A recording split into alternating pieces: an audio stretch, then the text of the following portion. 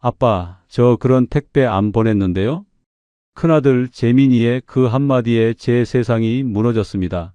평생 모은 돈이 모두 사라졌어요. 2억이 훨씬 넘는 금액이었습니다. 과묵한 아들이 은퇴 1주년 기념으로 처음 보낸 선물이라고 믿었습니다. 그래서 확인도 안 하고 링크를 눌렀죠. 단 30분 만에 말입니다. 믿을 수 있나요? 저는 30년이 넘게 학생들에게 문자 조심해라 가르쳤던 국어교사였습니다. 선생님은 절대 안 속으시겠네요. 동료들이 그렇게 말했어요. 그런데 그 자신감이 독이 되었습니다. 도대체 저에게 무슨 일이 있었던 걸까요? 지금부터 그 은퇴 기념일의 악몽을 들려드리겠습니다. 시청 전 구독과 좋아요를 누르시면 로또에 당첨되는 행운이 올 수 있습니다. 그리고 지금 어디에서 시청하고 계신지 댓글로 남겨주세요. 여러분의 이야기도 듣고 싶습니다. 그럼 지금부터 시작되는 이야기 속으로 함께 들어가 볼까요? 안녕하세요. 저는 충청 지역에 사는 윤상철입니다.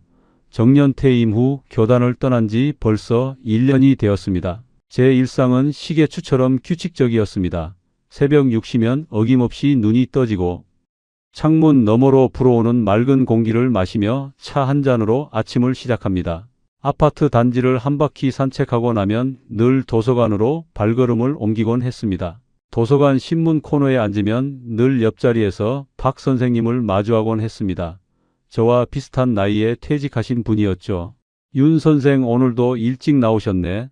요즘 뉴스 보면 정말 세상이 무섭더라고. 사기꾼들이 얼마나 교묘한지. 박 선생님이 신문을 펼치며 말했습니다. 맞아. 우리 같은 사람들이 특히 조심해야지. 저도 고개를 끄덕이며 대답했습니다. 그런데 솔직히 말하면 그때 제 마음속엔 이런 생각이 있었습니다. 나는 30년 넘게 학생들 가르친 국어 교사야. 문장 하나하나 따져보는 게 습관인데 내가 그런 사기에 속을 리 있겠어. 그 대화를 나누고 도서관에서 나와 집으로 돌아오면 저도 늘 제 자산을 다시 점검하곤 했습니다. 현재 우리 집 현금 자산은 상당한 금액이었습니다. 정기 예금에 대부분을 넣어두었고 적금에도 꽤 많이 들어 있었습니다. 그리고 보통 예금 계좌에도 여유 자금이 있었죠. 저는 오픈뱅킹을 이용해 모든 계좌를 한눈에 확인할 수 있도록 연결해 두었습니다. 여러 은행 앱을 번갈아 들어가지 않아도 되니 훨씬 편리하고 자산 관리도 한결 수월해졌죠. 교원연금도 매달 나오니까 이 돈으로 앞으로 부족하지 않게 살 수 있겠다고 생각했습니다. 아내와 둘이서 여행도 다니고 손주들 용돈도 넉넉히 줄 수 있겠지. 그런 소박한 꿈을 꾸고 있었습니다. 30년이 넘게 교단에 섰던 저는 늘 학생들에게 말했습니다. 요즘 문자 사기가 많으니까 조심해라. 링크 함부로 누르지 마라. 모르는 전화 받지 마라. 그런 말을 수백 번도 더 했던 것 같습니다. 특히 국어 시간에 논설문이나 설명문을 가르칠 때면 꼭 이런 이야기를 덧붙였습니다. 너희들 나중에 어른 되면 이런 사기 문자 많이 받을 거야. 그때 선생님 말 기억하고 꼭 조심해라. 학생들은 웃으며 대답했죠. 선생님 저희는 안 속아요. 그럼 선생님도 절대 안 속으시겠네요. 동료 교사들도 그랬습니다. 윤 선생님은 워낙 꼼꼼하시니까 절대 안 속으시겠어요. 저도 그렇게 믿었습니다. 나는 문장 하나하나 분석하는 게 직업이었잖아. 이런 사기에 내가 속을 리 없지. 그런데 그 자신감이 독이 될 줄은 몰랐습니다. 사기꾼들은 바로 그런 사람을 노린다는 걸 저는 그때까지 몰랐습니다. 자신만만한 사람일수록 한번 믿으면 끝까지 믿어버린다는 걸요. 은퇴 1주년이 되던 날 아침이었습니다. 아내가 아침 식사를 준비하며 말했습니다. 여보 벌써 1년이네. 빠르지? 저도 신문을 보다가 고개를 들었습니다. 그러게 작년 이맘때 마지막 출근했던 게 엊그제 같은데. 그래도 이제 여유롭게 살 수 있으니까 좋아. 아내가 밥상을 차리며 말했습니다. 재민이랑 지은이도 잘 크고 우리 이제 편하게 살면 되지 뭐. 아내의 말에 저도 고개를 끄덕였습니다. 그래 이제 우리 시간이야.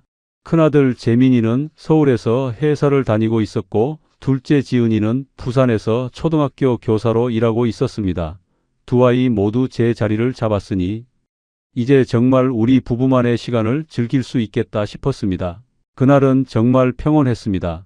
점심을 먹고 낮잠을 자고 오후에는 아내와 함께 마트에 다녀왔습니다. 저녁 식사를 하며 아내와 이런저런 이야기를 나눴습니다. 다음 달에 제주도나 한번 다녀올까? 좋지. 날씨도 좋을 때 가자. 그렇게 평범하고 행복한 하루가 지나가고 있었습니다. 그때까지만 해도 저는 제 인생이 곧 완전히 뒤바뀔 거라고는 상상도 못했습니다. 저녁 7시쯤이었을 겁니다. 거실 소파에 앉아 TV를 보고 있는데 휴대폰에 문자가 왔습니다. 큰아들 재민이였습니다. 아빠 택배 보냈어요. 내일이나 모레쯤 도착할 거예요. 그 짧은 문자를 보는 순간 제 가슴이 따뜻해졌습니다. 재민이는 원래 과묵한 성격이라 연락을 자주 하는 편이 아니었거든요. 여보, 재민이가 택배 보냈대. 부엌에서 설거지를 하던 아내에게 말했습니다. 정말? 뭘 보냈대? 그건 안 써 있어. 아내가 물기 묻은 손을 닦으며 다가왔습니다. 재민이가 택배를 보내다니 신기하네. 맞아. 아내도 놀란 표정이었습니다. 사실 전날 밤에 아내가 한숨을 쉬며 이런 말을 했었거든요. 재민이는 언제 아빠한테 관심 좀 가질까? 은퇴 1주년인데 연락 한 통 없네. 그 말이 제 마음을 좀 아프게 했었습니다. 그런데 다음 날 아들이 택배를 보냈다고 하니 얼마나 기쁜지 몰랐습니다. 과묵하던 아들이 드디어 아빠 마음을 알아준 것 같았어요. 은퇴 1주년 기념 선물인가 봐. 제가 말했습니다. 우리 아들 참 착하네. 아내도 환하게 웃었습니다. 그날 밤 잠자리에 들면서도 기분이 좋았습니다. 내일이나 모레 택배가 오면 뭐가 들어있을까? 괜히 설레는 마음이 들었습니다. 하지만 그 작은 기쁨이 곧 저를 나락으로 떨어뜨릴 함정이 될 줄은 꿈에도 몰랐습니다. 다음 날 아침 눈을 뜨자마자 제일 먼저 한 일은 휴대폰을 확인하는 것이었습니다. 혹시 택배 회사에서 연락이 왔나 싶어서요. 하지만 아직 아무 연락도 없었습니다. 괜히 설레는 마음에 잠이 잘 오지 않았던 밤이었습니다. 아내도 아침 식사를 준비하면서 몇 번이나 물었습니다. 여보, 택배 왔어. 아직이야. 오늘 올 거래서 기다려봐야지. 저도 모르게 입가에 미소가 번졌습니다. 결혼하고 30년이 넘게 살면서 이렇게 택배 하나를 기다려 본 적이 없었거든요. 재민이는 정말 과묵한 아이였습니다. 어렸을 때부터 말이 별로 없었어요. 학교 다닐 때도 그랬고 대학 가서도 마찬가지였습니다. 군대 갔을 때도 편지 한 장 제대로 안 보내더라고요. 전화에도 네 아니요로만 대답하는 아들이었습니다. 둘째 지은이는 그나마 연락을 자주 하는 편이었습니다. 엄마 아빠 잘 지내세요? 저 이번 주말에 갈게요. 이런 식으로 가끔 전화도 하고 문자도 보냈죠. 그런데 재민이는 정말 연락이 뜸했습니다. 명절 때나 집에 오고 평소엔 3개월에 한 번 정도 전화할까 말까 했습니다. 아내는 그게 늘 서운했나 봅니다. 전날 밤에 한 말이 그걸 증명했죠. 재민이는 언제 아빠한테 관심 좀 가질까? 은퇴 1주년인데 연락 한 통 없네. 그 말을 듣는 순간 제 가슴이 좀 아팠습니다. 큰아들인데. 아빠 은퇴 1주년을 그냥 넘기나 싶어서요. 물론 아들이 바쁜 건 알아요. 서울에서 회사 다니느라 정신없겠죠. 그래도 한 통의 전화나 문자라도 있었으면 좋았을 텐데. 그런데 바로 다음 날 택배를 보냈다고 문자가 온 겁니다. 그게 얼마나 기뻤는지 몰라요. 아, 우리 아들이 아빠 생각을 하고 있었구나. 그냥 표현을 안 했을 뿐이지. 마음속으론 아빠를 생각하고 있었구나. 그런 생각이 들었습니다. 아내도 마찬가지였습니다. 아침에 일어나서부터 연신 웃고 있더라고요. 재민이가 뭘 보냈을까? 은퇴 기념 선물이라면서 아내가 궁금해하며 물었습니다. 글쎄, 열어봐야 알지. 저도 설레는 마음을 감추지 못했습니다. 도서관에 가려다가 그냥 집에 있기로 했습니다. 택배가 올 텐데 놓치면 안 되잖아요. 아내한테 말했습니다. 오늘은 집에 있을게. 택배 받아야 하니까. 그래요. 오늘은 나가지 말아요. 아내도 동의했습니다. 오전 내내 거실 소파에 앉아 TV를 보면서도 현관문 쪽을 계속 신경 썼습니다. 택배 기사님이 벨을 누르면 바로 나가려고요. 시계를 보니 10시, 11시 점심시간이 다가왔습니다. 아직 택배가 오지 않았습니다. 점심을 먹으면서도 휴대폰을 옆에 두고 계속 확인했습니다. 혹시 부재중 전화가 있나 싶어서요. 하지만 아무 연락도 없었습니다. 여보, 오늘 안 올 수도 있어요. 재민이가 내일이나 모레라고 했잖아요. 아내가 말했습니다. 그래도 혹시 모르잖아. 오늘 올 수도 있지. 저는 계속 기대하고 있었습니다. 오후가 되었습니다. 2시, 3시가 지나갔습니다. 여전히 택배는 오지 않았습니다. 그때쯤 되니 조금 실망스러운 마음이 들었습니다. 그래도 내일 오겠지 스스로를 달래며 저녁 식사를 했습니다. 밤이 되었고 그날은 택배가 오지 않았습니다. 아내가 말했습니다. 내일 올 거예요. 너무 조급해하지 마세요. 맞아, 내일 오겠지. 그날 밤 잠자리에 들면서 생각했습니다. 재민이가 뭘 보냈을까? 책일까? 아니면 옷일까? 그냥 마음만으로도 고맙다. 아들이 아빠를 생각해줬다는 그 사실만으로도 충분히 행복했습니다. 다음 날 아침이 밝았습니다. 평소보다 일찍 일어났어요. 왠지 오늘은 택배가 올 것 같은 예감이 들었습니다. 세수를 하고 아침 식사를 했습니다. 아내도 기대하는 눈빛이었습니다. 오늘은 올 것 같아요. 9시가 조금 넘었을 때였습니다. 거실 소파에 앉아 신문을 보고 있었어요. 휴대폰이 짧은 진동과 함께 새 메시지가 도착했습니다. 드디어 택배 회사에서 연락이 온 건가? 설레는 마음으로 휴대폰을 들었습니다. 화면에 뜬 문자를 보는 순간 제 표정이 굳어졌습니다.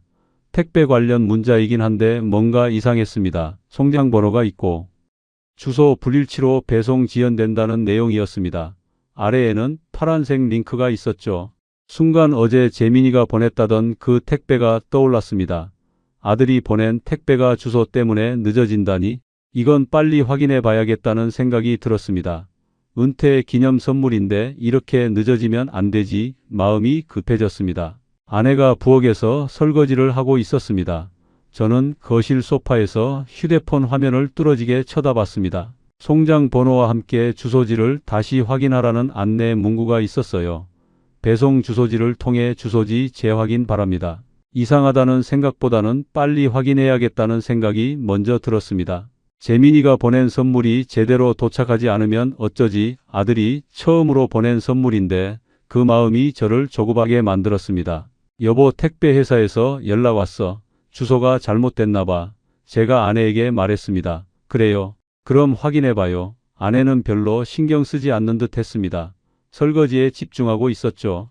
저는 파란색 링크를 한참 쳐다봤습니다. 평소 같았으면 의심부터 했을 겁니다. 30년 넘게 학생들에게 가르쳤잖아요. 링크 함부로 누르지 마라. 모르는 문자는 무시해라. 그런데 그때는 달랐습니다. 재민이가 보낸 거니까 아들이 은퇴 기념으로 보낸 선물인데 이건 진짜 택배 회사에서 온 거겠지. 그런 생각이 제 판단력을 흐리게 만들었습니다. 저는 아무 의심 없이 파란 글자에 링크를 눌러버렸습니다. 링크를 누르자 화면이 바뀌며 택배 주소지 조회 페이지가 떴습니다. 그리고 곧바로 배송 조회 도우미 앱 설치창이 나타났어요. 잠깐 이게 뭐지? 순간 의문이 스쳤습니다. 앱을 설치하라고? 하지만 곧 생각했습니다. 아, 요즘 택배 회사들이 이런 프로그램 많이 쓰지. 배송 조회하려면 필요한가 봐. 저는 결국 설치 버튼을 눌러버렸습니다. 그 순간 제 인생이 완전히 바뀔 줄도 모르고요. 앱이 설치되는 동안 화면의 진행바가 천천히 올라갔습니다. 20%, 40%, 60% 생각보다 시간이 좀 걸렸어요. 80%를 넘어서자 설치가 거의 완료되었다는 메시지가 떴습니다. 설치가 완료되자 앱이 몇 가지 권한을 요구했습니다.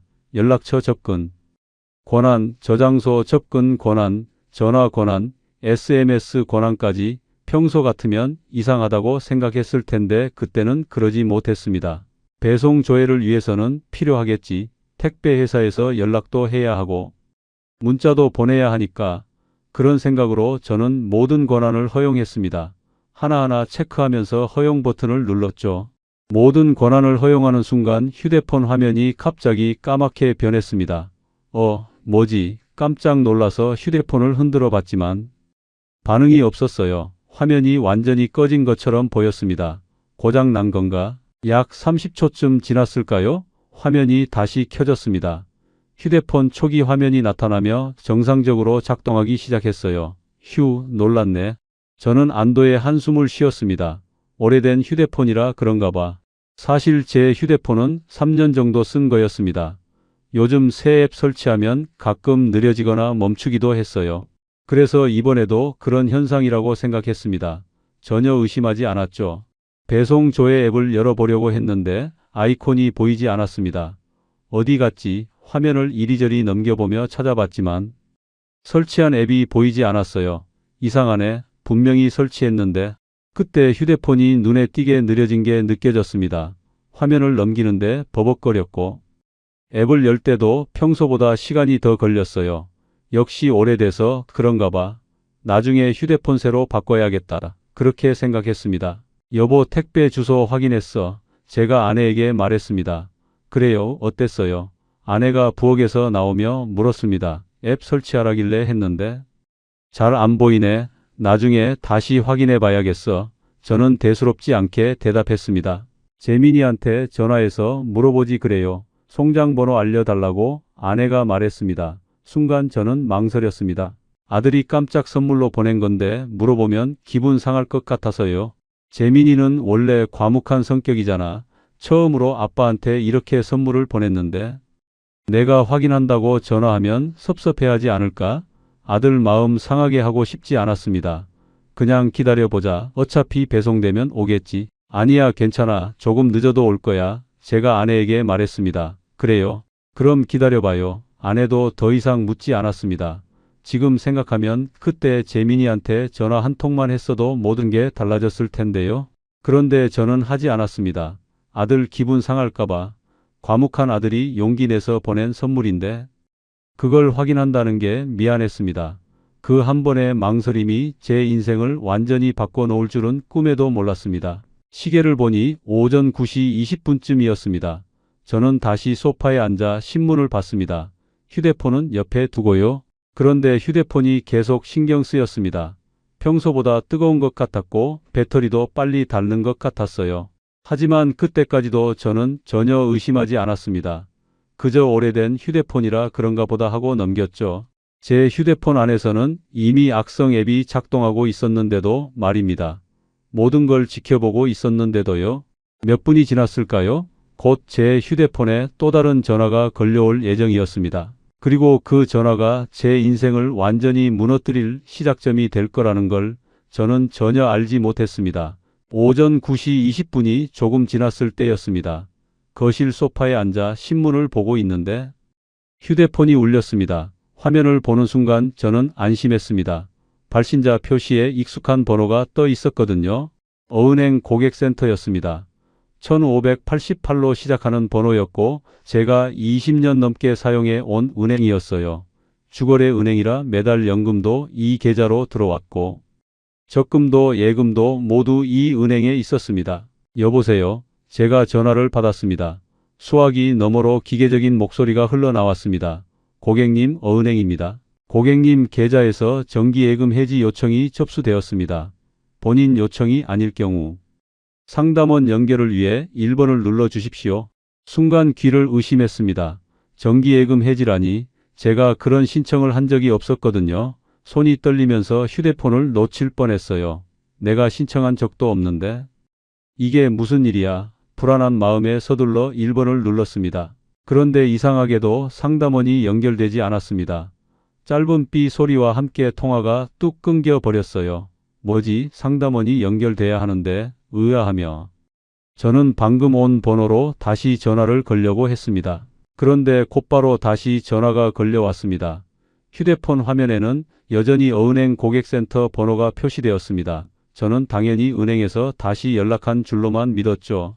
하지만 나중에 알게 된 사실은 충격적이었습니다. 그것은 발신자 번호를 교묘히 조작한 은행을 사칭한 가짜 전화였습니다. 범죄자들이 실제 은행 번호를 그대로 복사해서 제 휴대폰 화면에 띄운 거였어요. 저는 그런 기술이 존재하는 줄도 몰랐습니다. 고객님, 보안상 휴대폰이 잠시 불안정할 수 있습니다. 친절한 여성 목소리였습니다. 본인 확인 인증 문자가 도착하면 안내에 따라 인증 번호를 눌러주세요. 이제 전문 상담 직원이 연결됩니다. 그 목소리는 이상하게도 저를 안심시켰습니다. 차분하고 친절했거든요. 네, 알겠습니다. 제가 대답했습니다. 나중에 알게 된 사실이지만 이 목소리의 주인은 은행 직원이 아니라 해외 서버와 연결된 보이스피싱 조직의 상담원이었습니다. 잠시 대기 음악이 흘러나왔고 곧 다른 목소리가 들렸습니다. 안녕하세요, 고객님. 어은행 금융보안팀 김미영 과장입니다. 매우 친절하고 전문적인 목소리였어요. 네, 과장님. 제가 예금을 해지 신청한 적이 없는데 연락을 받았어요. 어떻게 된 일인가요? 고객님, 많이 놀라셨죠? 지금 상황을 설명드리겠습니다. 상대방은 마치 제 불안한 마음을 꿰뚫은 듯 더욱 친절한 말투로 이어갔습니다. 고객님의 개인정보가 해킹돼 범죄 조직이 무단으로 금융 거래를 시도하고 있습니다. 그 말을 듣는 순간 제 가슴은 철렁 내려앉았습니다. 개인정보 해킹이라니 그동안 뉴스에서만 보던 일이 제게 벌어질 줄은 꿈에도 몰랐습니다. 그럼 제 돈이 위험한 건가요? 제가 다급하게 물었습니다. 지금 당장은 저희가 1차 차단을 해놓은 상태입니다. 하지만 범죄자들이 교묘해서 추가적인 보안 조치가 필요합니다. 금융보안팀 직원의 설명은 너무도 설득력이 있었습니다. 마치 제가 위험에 처한 상황에서 구원의 손길을 내밀어 주는 것 같았어요. 그런데 고객님 혹시 최근에 수상한 문자나 앱을 설치하신 적 있으신가요? 상담원이 물었습니다. 순간 아까 아침에 받았던 택배 문자와 설치했던 배송 조회 앱이 떠올랐습니다. 하지만 그건 분명히 재민이가 보낸 택배 때문이었는데 설마 그게 문제일까 하는 생각이 스쳤습니다. 특별한 건 없었고 오늘 아침에 택배 조회 문자를 받고 앱을 설치했는데 그게 문제가 될까요? 제가 조심스럽게 대답했습니다. 아, 앱을 설치하셨다고요? 상담원의 목소리에 긴급함이 묻어났습니다. 고객님 이미 악성 앱이 설치되었을 가능성이 높습니다. 지금 즉시 조치를 취하지 않으면 모든 자산이 위험합니다. 그 말을 듣는 순간 머릿속이 하얘졌습니다. 악성 앱이라니 제가 직접 설치한 게 사기꾼들이 만든 앱이었다는 건가요? 그럼 제 예금은 괜찮나요? 제가 떨리는 목소리로 물었습니다. 1차 차단은 했지만 우선 고객님 자산을 안전한 곳으로 임시 이동해야 합니다. 범죄자들은 실시간으로 고객님의 계좌에서 돈을 빼내려고 이체 시도할 겁니다. 상담원의 말에 저는 점점 더 불안해졌습니다. 안전한 곳이라고 하면 어디인가요? 제가 물었습니다. 금융감독원에서 운영하는 피해자 보호 계좌가 있습니다. 그쪽으로 임시 이체하시면 범죄자들이 절대 접근할 수 없습니다. 그럴듯한 설명이었어요. 게다가 금융감독원이라는 이름까지 나오니 왠지 믿음이 갔습니다. 정부 기관이 운영하는 곳이라니 안전하겠지? 그런 생각이 들었어요.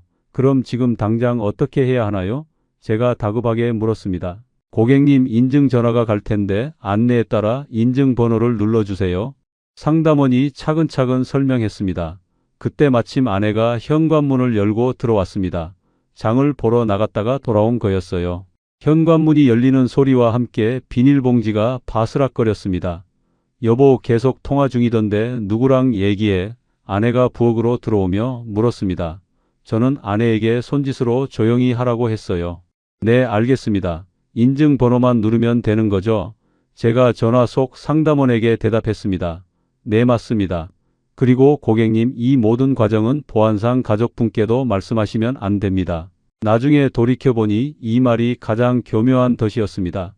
가족과의 소통을 차단해 외부의 객관적 판단을 받지 못하게 만드는 수법이었던 겁니다. 하지만 그때 저는 상담원의 전문적인 조언을 그대로 믿었습니다. 여보 뭐 하는 거야? 아내가 부엌에서 다시 물었습니다. 은행 일이야. 잠깐만. 저는 짧게 대답하고 다시 전화에 집중했습니다. 보안 문제라니까 아내한테도 말하면 안 될 것 같았어요. 곧 제 휴대폰에 다시 전화가 걸려왔습니다. 기계음이 들리며 인증 절차가 시작되었어요. 저는 상담원이 안내한 대로 버튼을 눌렀습니다. 그러나 그 순간 실제로는 범죄자들에게 제 계좌로 들어갈 수 있는 문을 활짝 열어준 셈이었습니다. 이미 제 휴대폰 안에서는 원격 제어 앱이 작동 중이었고 제가 보는 화면과 실제로 벌어지는 일은 전혀 달랐습니다. 친절한 상담원의 목소리 뒤에는 정교하게 계획된 범죄가 진행되고 있었습니다. 그리고 그렇게 제 인생에서 가장 참혹한 30분이 시작되고 말았습니다. 하지만 저는 그때까지도 제가 은행을 도와 보안 절차를 진행하고 있다고 믿었습니다. 제 평생 모은 돈이 순식간에 사라지고 있다는 걸 전혀 알지 못한 채로요. 상담원의 친절한 안내에 따라 버튼을 누른 직후 휴대폰에서 기계적인 음성이 흘러나왔습니다. 고객님의 정기예금 해지가 진행됩니다. 보통 예금으로 전환됩니다. 그 순간까지도 저는 이것이 보안 강화 절차라고 믿고 있었습니다. 하지만 실제로는 범죄자들이 제 돈을 빼돌리기 쉽게 만드는 첫 번째 단계였어요. 정기예금은 바로 인출이 안 되니까 보통 예금으로 바꾼 다음 이체하려는 수법이었던 겁니다. 저는 그걸 전혀 몰랐습니다. 고객님, 지금부터 추가 인증 절차가 진행됩니다. 전화 속 상담원이 말했습니다. 화면에 나오는 대로 정확히 눌러주세요. 네, 알겠습니다. 저는 긴장한 목소리로 대답했습니다. 두 번째 ARS 인증이 시작되었습니다. 이번에는 더 복잡한 절차였어요. 여러 개의 숫자를 차례로 누르라고 했고 저는 상담원의 지시에 따라 하나하나 정확히 입력했습니다. 1번을 누르시고 잠시 후 3번을 2번, 그 다음 5번을 한 번 눌러주세요. 손가락이 미세하게 떨렸지만 실수하면 안 된다는 생각에 더욱 조심스럽게 버튼을 눌렀어요. 각 버튼을 누를 때마다 삐 소리가 선명하게 들렸습니다. 그런데 그 순간 제가 모르는 사이에 제 계좌에서 돈이 무서운 속도로 빠져나가기 시작했습니다. 첫 번째 이체 약 3천만 원 가까이, 두 번째 이체 2,500만 원 정도, 세 번째 이체 2천만 원 가까이, 계속해서 네 번째, 다섯 번째, 여섯 번째, 금액이 조금씩 달랐지만 모두 큰 돈이었습니다. 일곱 번째, 여덟 번째, 아홉 번째까지 총 9회에 걸쳐 제 평생 모은 돈이 사라져 갔습니다. 그날 단 몇 차례의 통화만으로 제 평생 모은 돈이 송두리째 사라진 거였어요. 하지만 저는 아무것도 눈치채지 못했습니다. 휴대폰 화면에는 여전히 보안 절차가 진행 중입니다 라는 메시지만 떠 있었고 실제 계좌 이체 내역은 원격 제어 앱에 의해 철저히 가려지고 있었으니까요. 제가 보는 화면과 실제 화면이 완전히 달랐던 겁니다. 범죄자들은 제 휴대폰을 완벽하게 조종하고 있었습니다. 고객님, 보안 절차가 거의 완료되었습니다. 조금만 더 기다려주세요. 상담원의 목소리는 여전히 친절했어요. 그 순간 아내가 거실로 다가와 작은 목소리로 물었습니다. 여보, 무슨 일이에요?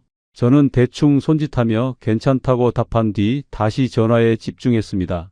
그때까지도 저는 정말로 보안 절차가 진행되고 있다고 믿고 있었습니다. 상담원이 말한 대로 이 모든 과정은 비밀로 해야 한다고 생각했거든요. 마지막 인증이 진행되었습니다. 화면에 나오는 번호를 차례대로 눌러주세요. 6번, 1번, 9번 순서로요. 네, 저는 시키는 대로 했습니다. 삐삐삐 버튼 소리가 연달아 들렸습니다. 그 순간 마지막 이체가 완료되었습니다. 총 유출액은 2억이 훨씬 넘는 금액에 달했어요. 단 30분 만에 제 인생이 무너져 내린 순간이었습니다. 하지만 그 끔찍한 현실을 알게 된 것은 훨씬 나중의 일이었어요. 고객님, 1차 보안 절차가 완료되었습니다. 상담원의 목소리에는 안도감마저 묻어났습니다. 그럼 이제 안전한 건가요? 제가 물었습니다. 네, 1차는 완료되었습니다. 하지만 혹시 모를 추가 공격에 대비해 2차 보안 절차도 진행해야 할 수도 있습니다. 그 말을 듣는 순간 다시 불안이 엄습했습니다. 아직 끝난 게 아니라는 뜻이니까요. 2차 절차는 언제 진행되나요? 제가 물었습니다. 오늘 오후쯤 다시 연락드리겠습니다. 그때까지는 휴대폰을 끄시면 안 되고 다른 금융 거래도 하시면 안 됩니다. 네, 알겠습니다. 그렇게 오랜 통화를 마치고 전화를 끊자마자 저는 그대로 소파에 털썩 주저앉았습니다. 내가 지금 무슨 일을 저지른 건가? 잠시 멍하니 앉아 있었지만 곧 불안감이 밀려왔습니다. 아내가 다가와서 물었습니다. 여보, 정말 괜찮은 거예요? 얼굴이 너무 창백해요. 응, 괜찮아. 그냥 은행 보안 때문에 조금 복잡했을 뿐이야. 하지만 제 목소리에는 확신이 없었습니다. 머릿속에서는 계속 뭔가 잘못됐다는 직감이 맴돌았죠. 정말 금융감독원에서 운영하는 보호 계좌가 있나? 은행에서 이렇게 복잡한 절차를 요구하나? 하지만 이미 다 끝난 일이었습니다. 시계를 보니 벌써 10시가 다 되어가고 있었습니다. 30분 정도 통화한 것 같았는데 체감상으론 훨씬 길게 느껴졌어요. 온몸에 힘이 쭉 빠지는 느낌이었습니다. 그리고 10분쯤 지났을까요? 제 휴대폰이 다시 울렸습니다. 이번에는 정말 어은행 고객센터에서 걸려온 전화였어요. 하지만 그때까지도 저는 진짜와 가짜 은행 전화를 구분할 수 없었습니다. 고객님, 어은행 고객센터입니다. 고객님 계좌에서 다수의 고액 이체가 발생했는데 본인 거래가 맞으신가요? 그 순간 머릿속을 누군가 세게 한 대 때린 듯 아찔했습니다. 아니요, 저는 그런 이체를 한 적이 없습니다. 제가 다급하게 대답했습니다. 그리고 조금 전에 제 계좌에 문제가 있다고 해서 은행 직원과 통화했는데. 다른 직원인가요? 저희 은행 직원이 전화를 드렸다고요? 잠시만 확인해 보겠습니다. 그 말을 듣는 순간 저는 모든 게 잘못되었음을 직감했습니다. 고객님, 저희 은행에서는 그런 전화를 드린 적이 없습니다. 고액 이체 건은 즉시 지급 정지 조치를 취하겠습니다. 보이스피싱이 의심되니 신고 접수를 진행하시기 바랍니다. 순간 다리가 풀리며 눈앞이 캄캄해졌습니다. 보이스피싱이라니 제가 당했다는 건가요? 손이 떨려서 휴대폰을 거의 떨어뜨릴 뻔했습니다. 전화를 끊고 나니 제 손이 심하게 떨렸습니다. 뭔가 정말 큰 일이 벌어진 것 같았습니다. 여보, 큰일 났어. 제 목소리가 갈라져 나왔어요. 아내가 놀란 표정으로 달려왔습니다. 왜요? 무슨 일이에요? 은행에서 연락 왔는데 내 계좌에서 고액 이체가 되었다고 해. 아내의 얼굴이 순식간에 하얗게 변했어요. 그럼 우리 돈이 어떻게 된 거예요? 저는 대답할 수 없었습니다. 입술만 바들바들 떨릴 뿐이었어요. 곧바로 경찰서에 신고 전화를 걸었습니다. 전화를 누르는 제 손가락은 마치 납덩이처럼 무거웠어요. 112 종합상황실입니다. 보이스피싱 당한 것 같습니다. 도와주세요. 제 목소리는 떨리고 있었습니다. 우선 침착하시고요. 지금 즉시 은행에 가셔서 지급 정지를 요청하세요. 그리고 가까운 경찰서에 직접 오셔서 신고해 주시기 바랍니다. 경찰관의 말에는 안타까움이 묻어 있었어요. 우선 은행부터 가야 했습니다. 아내와 함께 급하게 집을 나섰어요. 엘리베이터 안에서 아내가 눈물을 흘리기 시작했습니다. 여보, 정말 우리 돈이 다 없어진 거예요. 아직 모르니까 너무 걱정하지 마. 하지만 제 목소리에는 전혀 확신이 없었어요. 가슴 깊숙한 곳에서는 이미 최악의 상황을 예상하고 있었습니다. 은행까지 가는 10분이 1시간처럼 길게 느껴졌습니다. 은행에 도착해서 상황을 설명하자 직원이 즉시 컴퓨터를 확인했어요. 그리고 직원의 표정이 굳어졌습니다. 고객님, 오늘 오전 9시 20분부터 약 30분 동안 총 9건의 이체가 있었네요. 얼마나 빠져나갔나요? 목이 메어서 겨우 물었어요. 직원이 화면을 보며 천천히 입을 열었습니다. 총 2억을 훨씬 넘는 금액입니다. 그 말을 듣는 순간 눈앞이 캄캄해졌어요. 제가 평생 모은 돈이었습니다. 30년 넘게 교단에 서서 한 푼 두 푼 모은 돈. 아내가 옆에서 주저앉으며 울음을 터뜨렸어요. 어떻게 이런 일이 어떻게? 아내의 울음소리가 은행 안에 울려 퍼졌습니다. 은행 직원이 안타까운 표정으로 말했습니다. 지급 정지는 이미 조치했고 상대방 계좌 은행들에도 연락했습니다. 하지만 이미 인출되었을 가능성이 높습니다. 그 말에 저는 더 이상 아무 말도 할 수 없었습니다. 은행에서 나와 통신사로 향했습니다. 휴대폰을 완전히 점검해야 했으니까요. 통신사 직원이 제 휴대폰을 확인하더니 심각한 표정을 지었습니다. 고객님, 악성 앱이 여러 개 설치되어 있네요. 여기 보세요. 배송 조회도움이라는 앱이 있습니다. 이게 원격 제어 앱입니다. 직원이 화면을 보여주며 설명했어요. 이 앱 때문에 고객님 휴대폰이 완전히 해킹당한 상태였어요. 화면에 보이는 것과 실제로 일어나는 일이 달랐을 겁니다. 그제서야 모든 퍼즐이 맞춰졌어요. 아침에 받은 택배 문자, 설치한 앱, 그리고 친절했던 가짜 상담원까지 모든 것이 정교하게 계획된 사기였던 겁니다. 유심을 재발급받고 휴대폰을 완전히 초기화했습니다. 그리고 경찰서로 향했어요. 신고 접수를 하고 조서를 작성하는 동안 제 손은 계속 떨렸습니다. 형사님이 말했습니다. 최대한 빨리 추적해 보겠습니다. 하지만 솔직히 말씀드리면 이런 경우 돈을 되찾기가 매우 어렵습니다. 대부분 대포 통장을 거쳐 해외로 송금되거든요. 그 말을 듣는 순간 마지막 희망마저 사라지는 것 같았습니다. 집으로 돌아오는 길에 아내가 울먹이며 말했습니다. 그걸 왜 깔았어요? 왜? 당신이 늘 조심하라고 했으면서. 저는 아무 대답도 할 수 없었어요. 평생 다른 사람들에게 조심하라고 가르쳤던 제가 가장 기본적인 보안 수칙도 지키지 못했으니까요. 그날부터 저와 아내는 서로 말없이 각자 방에만 머물렀습니다. 밥을 먹어도 식탁에서 눈을 마주치지 않았고 대화도 거의 하지 않았습니다. 집 안의 공기가 무겁게 가라앉았어요. 그렇게 연휴가 다가왔습니다. 추석 이틀 전이었습니다. 큰아들 재민이와 둘째 지은이가 함께 집에 찾아왔습니다. 현관문이 열리는 소리와 함께 들려온 아이들의 밝은 목소리가 오히려 제 가슴을 더 무겁게 만들었어요.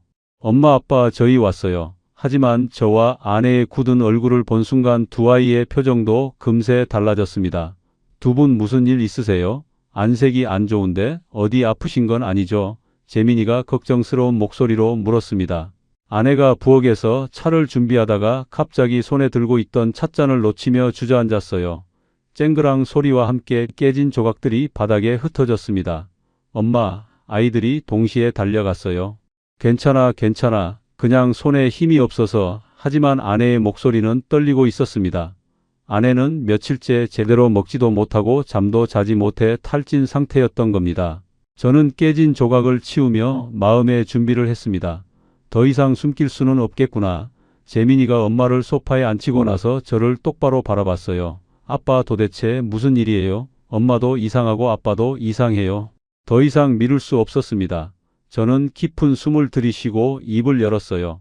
애들아, 아빠가 큰 실수를 했다. 거실의 공기가 순식간에 무거워졌어요. 아이들이 긴장한 표정으로 저를 바라봤습니다.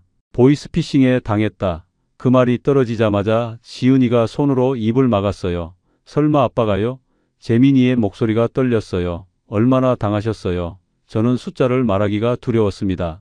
2억이 훨씬 넘는 돈이야. 숫자를 말하는 순간 지은이는 눈물을 터뜨렸고 재민이는 고개를 감싸 쥐었습니다. 아빠 정말이세요?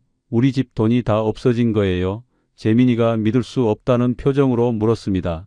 아빠는 평소 저희에게 보이스피싱 조심하라고 하셨잖아요. 어떻게 이런 일이 일어날 수 있어요? 재민이의 말이 제 가슴을 가장 깊이 찔렀습니다. 늘 다른 사람들에게 주의를 당부하던 제가 정작 가장 단순한 함정에 걸려들고 말았으니까요. 그런데 그때 저는 궁금한 게 있었습니다. 재민아, 너 아빠한테 택배 보냈지? 저는 아직도 그게 진짜 아들이 보낸 거라고 믿고 있었거든요. 재민이가 어리둥절한 표정으로 대답했습니다. 아빠, 무슨 택배요? 저 아무것도 안 보냈는데요. 그 말을 듣는 순간 세상이 다시 한번 무너지는 느낌이었습니다. 택배 문자도 가짜였어. 아들이 보낸 선물이라고 믿었던 그것도 사기였던 거야. 아빠, 제가 택배 보냈다고 문자 보냈어요. 재민이가 되물었습니다. 응, 이틀 전에 너한테 문자 왔어. 택배 보냈다고? 아빠, 제 폰 좀 보여드릴게요. 재민이가 자기 휴대폰을 꺼내 문자함을 확인했습니다. 여기 보세요, 아빠. 저 그런 문자 보낸 적 없어요. 제 문자 내역에도 없어요. 그 순간 모든 게 명확해졌습니다. 문자마저도 조작된 거였어요. 범죄자들이 아들 이름으로 가짜 문자를 보낸 겁니다. 오픈뱅킹을 왜 다 묶어 놓으셨어요? 지은이가 화가 나서 말했습니다. 한 번에 다 털릴 수 있잖아요. 그리고 이건 단순한 보이스피싱이 아니라 원격 제어 앱까지 설치된 거였잖아요. 누군가가 아빠 폰 화면을 실시간으로 보고 있었던 거예요. 모든 거래 내역을 다 지켜봤다고요? 그 말을 듣는 순간 소름이 돋았어요. 제가 상담원과 통화하는 동안 범죄자들이 제 모든 행동을 관찰하고 있었다니. 이제 앞으로 어떡해요? 재민이가 물었습니다. 아빠, 엄마 생활비도 빠듯할 텐데. 아내가 그제서야 입을 열었어요. 애들아, 엄마 아빠 걱정은 하지 마라. 아빠 연금도 있고 괜찮아. 어떻게든 잘 해결할 테니까. 하지만 그 말에는 확신이 전혀 없었어요. 오히려 자식들에게 미안함만 가득했습니다. 명절이면 늘 웃음이 오가던 우리 집이 한숨으로 가득했습니다. 이제 저는 단순히 돈을 잃은 피해자가 아니라 가족들에게 실망을 안긴 무책임한 가장이 되어버렸습니다. 그날 밤 재민이와 지은이는 늦게까지 제 방에 남아서 이야기를 나눴습니다. 아빠, 다음부턴 꼭 저희한테 먼저 물어보세요. 재민이가 말했습니다. 그래, 이제부턴 혼자 판단하지 않을게. 저는 고개를 끄덕였습니다. 하지만 이미 벌어진 일을 되돌릴 수는 없었습니다. 그날 밤 잠자리에 들었지만 잠이 오지 않았습니다. 천장만 바라보며 수없이 되뇌었어요. 내가 왜 그랬을까? 왜 재민이한테 확인 한번 하지 않았을까? 그렇게 절망에 잠겨있던 저희 가족에게 며칠 후 뜻밖의 전화 한 통이 걸려왔습니다. 윤상철 선생님이시죠? 경찰서입니다. 전자지급 대행사 거래 중 하나가 취소로 전환되었습니다. 제 심장이 빨리 뛰기 시작했어요. 취소라고요? 그럼 돈을 돌려받을 수 있다는 건가요? 일부 금액이 환급 예정되어 있습니다. 이르면 내일부터 절차를 시작할 수 있어요. 얼마나 되는지는 말씀하지 않았지만 그래도 희망의 빛이었어요. 아내와 함께 경찰서에 갔습니다. 정말인가요? 어떻게 이런 일이 가능한 거죠? 제가 다급하게 물었습니다. 사실 특이한 케이스예요. 범죄자들이 고용한 대포통장 주인이 문제를 일으켰거든요. 형사님이 자세한 설명을 시작했어요. 피해자님 돈을 받은 계좌 중 하나의 명의자는 20대 대학생이었어요. 대학생이 아르바이트로 계좌를 빌려준 거였죠. 대학생이 범죄에 가담했다는 사실이 충격적이었어요. 그런데 이 학생이 갑자기 큰 돈이 이체되어 들어오니까 무서워졌나 봐요. 정확히는 학생이 겁에 질려서 직접 경찰서에 신고를 했어요. 자기도 피해자라면서 말이죠. 경찰관의 설명을 듣는데 참 아이러니했습니다. 범죄자들이 이용한 대포통장 주인이 오히려 직접 신고를 해버린 겁니다. 그 학생 계좌에 있던 돈은 아직 인출되기 전에 학생이 먼저 신고하는 바람에 계좌가 동결된 거예요. 형사님의 말을 들으며 저는 묘한 감정에 휩싸였습니다. 감사하면서도 한편으로는 씁쓸했습니다. 결국 범죄자들의 실수 덕분에 제 돈 중 일부라도 되찾을 수 있었으니까요. 다른 계좌들은 어떻게 되었나요? 제가 물었습니다. 안타깝게도 나머지는 이미 해외로 송금되었어요. 상담원들은 국내에 있지만 실제 조직은 해외에 있다고 밝혀졌거든요. 그 말을 듣는 순간 범죄의 규모가 얼마나 큰지 실감했어요.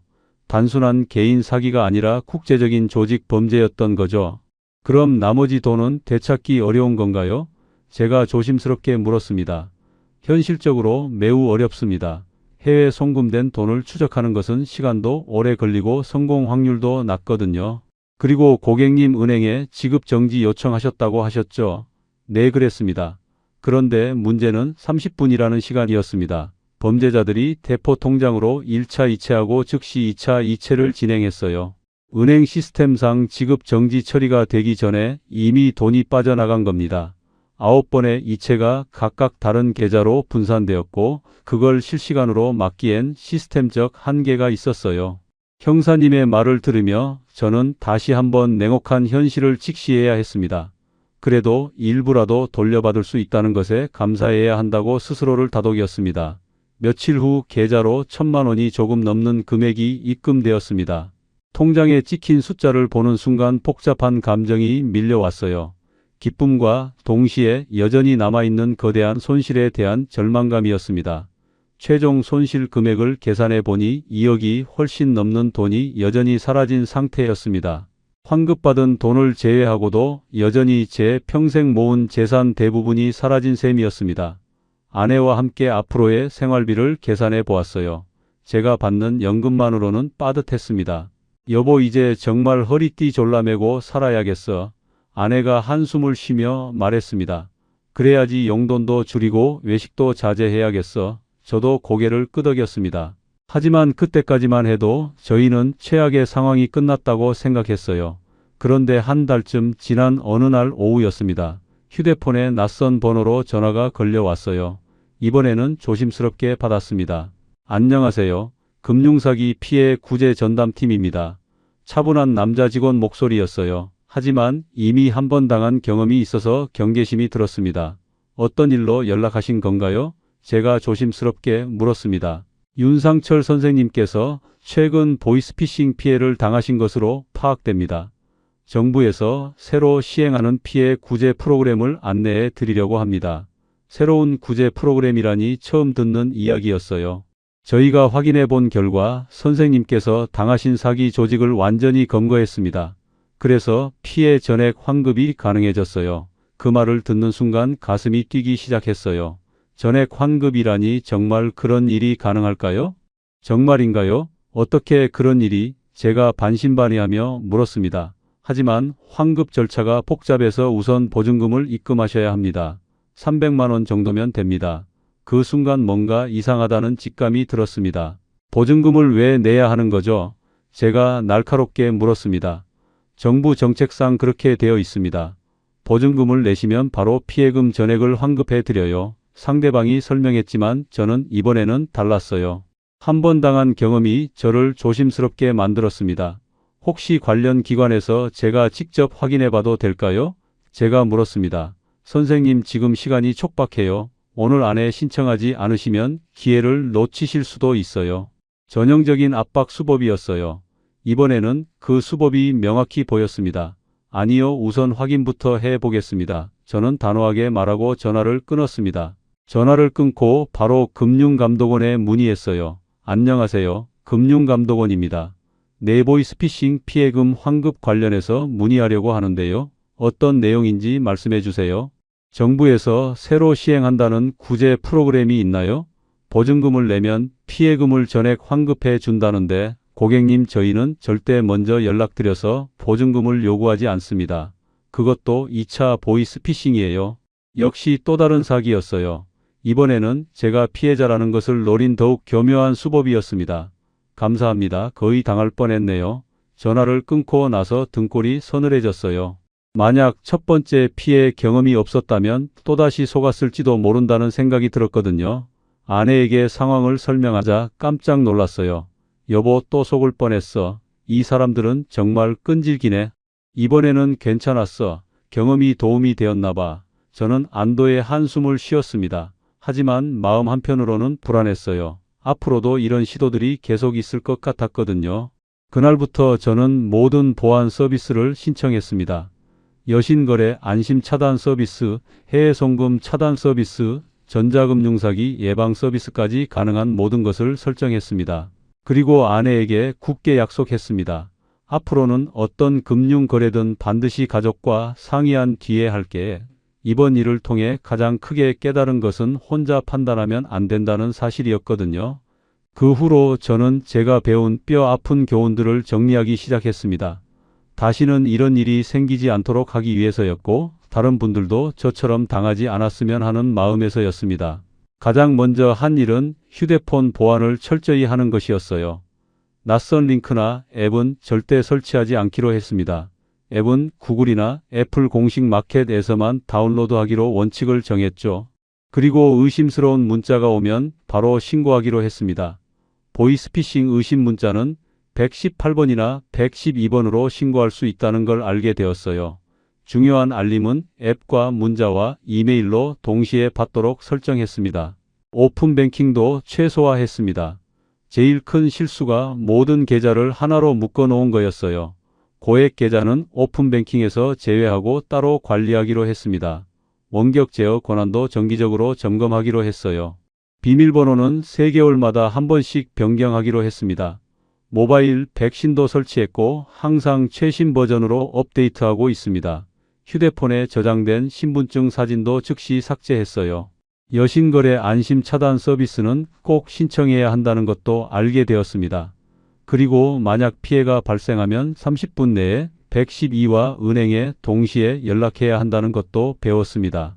하지만 이런 기술적인 대비보다 더 중요한 건 마음가짐이었습니다. 저는 제 자만심이 가장 큰 문제였다는 걸 깨달았어요. 30년 넘게 학생들을 가르쳤다고 해서 제가 절대 안 속는다는 생각, 그게 독이 되었습니다. 사기꾼들은 바로 그런 사람을 노린다는 걸 이제는 압니다. 조심스러운 사람보다 자신만만한 사람이 오히려 더 쉬운 표적이 되는 거죠. 한번 믿으면 끝까지 믿어버리니까요. 그리고 가족 문자라고 해서 무조건 믿으면 안 된다는 것도 배웠습니다. 재민이가 보낸 택배라고 믿었던 게 제 발목을 잡았어요. 가족이나 지인 이름으로 온 문자라도 반드시 직접 전화로 확인해야 합니다. 특히 감정적으로 흔들릴 때가 가장 위험합니다. 제 경우엔 은퇴 1주년에 과묵한 아들이 처음으로 선물을 보낸다는 감동 때문에 판단력이 흐려졌어요. 기쁠 때든 불안할 때든 감정이 격해지면 한 번 더 생각해야 합니다. 은행은 절대 먼저 전화하지 않는다는 것도 명심해야 합니다. 발신자 번호가 실제 은행 번호로 보여도 조작될 수 있어요. 은행 직원을 사칭하는 전화가 오면 일단 끊고 본인이 직접 은행에 전화해야 합니다. 그리고 보안 문제라며 가족에게도 비밀로 하라는 말을 절대 믿으면 안 됩니다. 정상적인 금융 거래에서 가족과의 소통을 막는 경우는 없어요. 오히려 그럴 때일수록 가족과 상의해야 합니다. 저는 이런 내용들을 노트에 정리했습니다. 그리고 교회에 나가서 제 경험담을 나누기 시작했어요. 처음엔 부끄러웠습니다. 30년 넘게 교사로 일했던 제가 이런 사기에 당했다는 걸 알리는 게 자존심이 상했거든요. 하지만 제 이야기를 듣고 많은 분들이 고맙다고 말씀하셨습니다. 윤 선생님 덕분에 저도 조심하게 됐어요. 며칠 전에 비슷한 문자 왔는데 바로 삭제했습니다. 그런 말을 들을 때마다 보람을 느꼈습니다. 도서관에서 만나는 박 선생님에게도 자세히 설명해 드렸습니다. 저처럼 되지 마세요. 특히 가족 이름으로 온 문자는 꼭 확인하세요. 박 선생님도 고개를 끄덕이며 들으셨어요. 한 달쯤 지나서였습니다. 교회 단체 대화방에 청첩장 링크가 올라왔어요. 예전 같았으면 누군가는 클릭했을 겁니다. 그런데 이번에는 여러 사람들이 서로 경고해주고 있었습니다. 윤 선생님이 알려주신 대로 절대 누르지 마세요. 링크는 무조건 의심부터 하세요. 제가 뿌린 경각심이 다른 사람들을 보호하고 있었어요. 그 모습을 보며 제 마음도 조금은 가벼워졌습니다. 물론 잃은 돈은 돌아오지 않았습니다. 여전히 빠듯한 생활을 하고 있어요. 예전처럼 여행을 자주 가지도 못하고 외식도 많이 줄였습니다. 손주들에게 용돈도 예전만큼 넉넉하게 주지 못합니다. 하지만 저는 이제 다른 것을 배웠습니다. 돈보다 더 중요한 게 가족이라는 것, 혼자 판단하는 것보다 함께 상의하는 게 훨씬 안전하다는 것, 그리고 제 실패가 다른 사람들을 보호할 수 있다는 것. 요즘 저는 매일 아침 아내와 함께 산책을 합니다. 돈은 적어졌지만 대화는 많아졌어요. 재민이도 이제는 일주일에 한 번씩 전화를 합니다. 아빠 괜찮으세요? 아들의 목소리가 예전보다 따뜻해진 것 같습니다. 지은이는 주말에 자주 집에 옵니다. 엄마 아빠 제가 반찬 좀 해올게요. 딸이 가져온 반찬을 먹으며 행복을 느낍니다. 예전엔 몰랐던 소소한 행복들이 보이기 시작했어요. 가끔 길을 가다가 제자를 만날 때가 있습니다.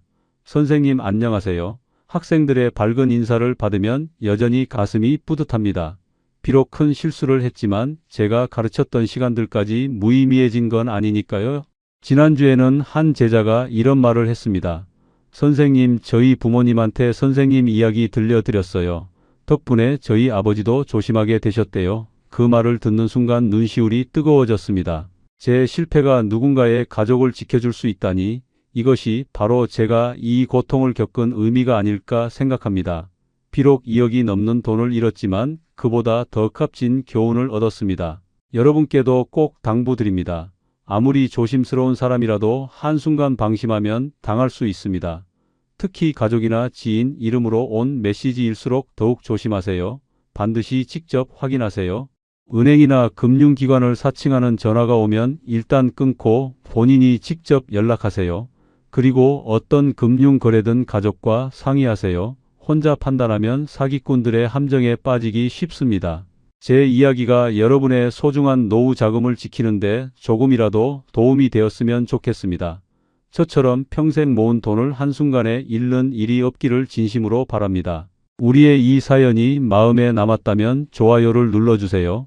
그리고 소중한 사람들과 함께 이 이야기를 나눠주시길 바랍니다.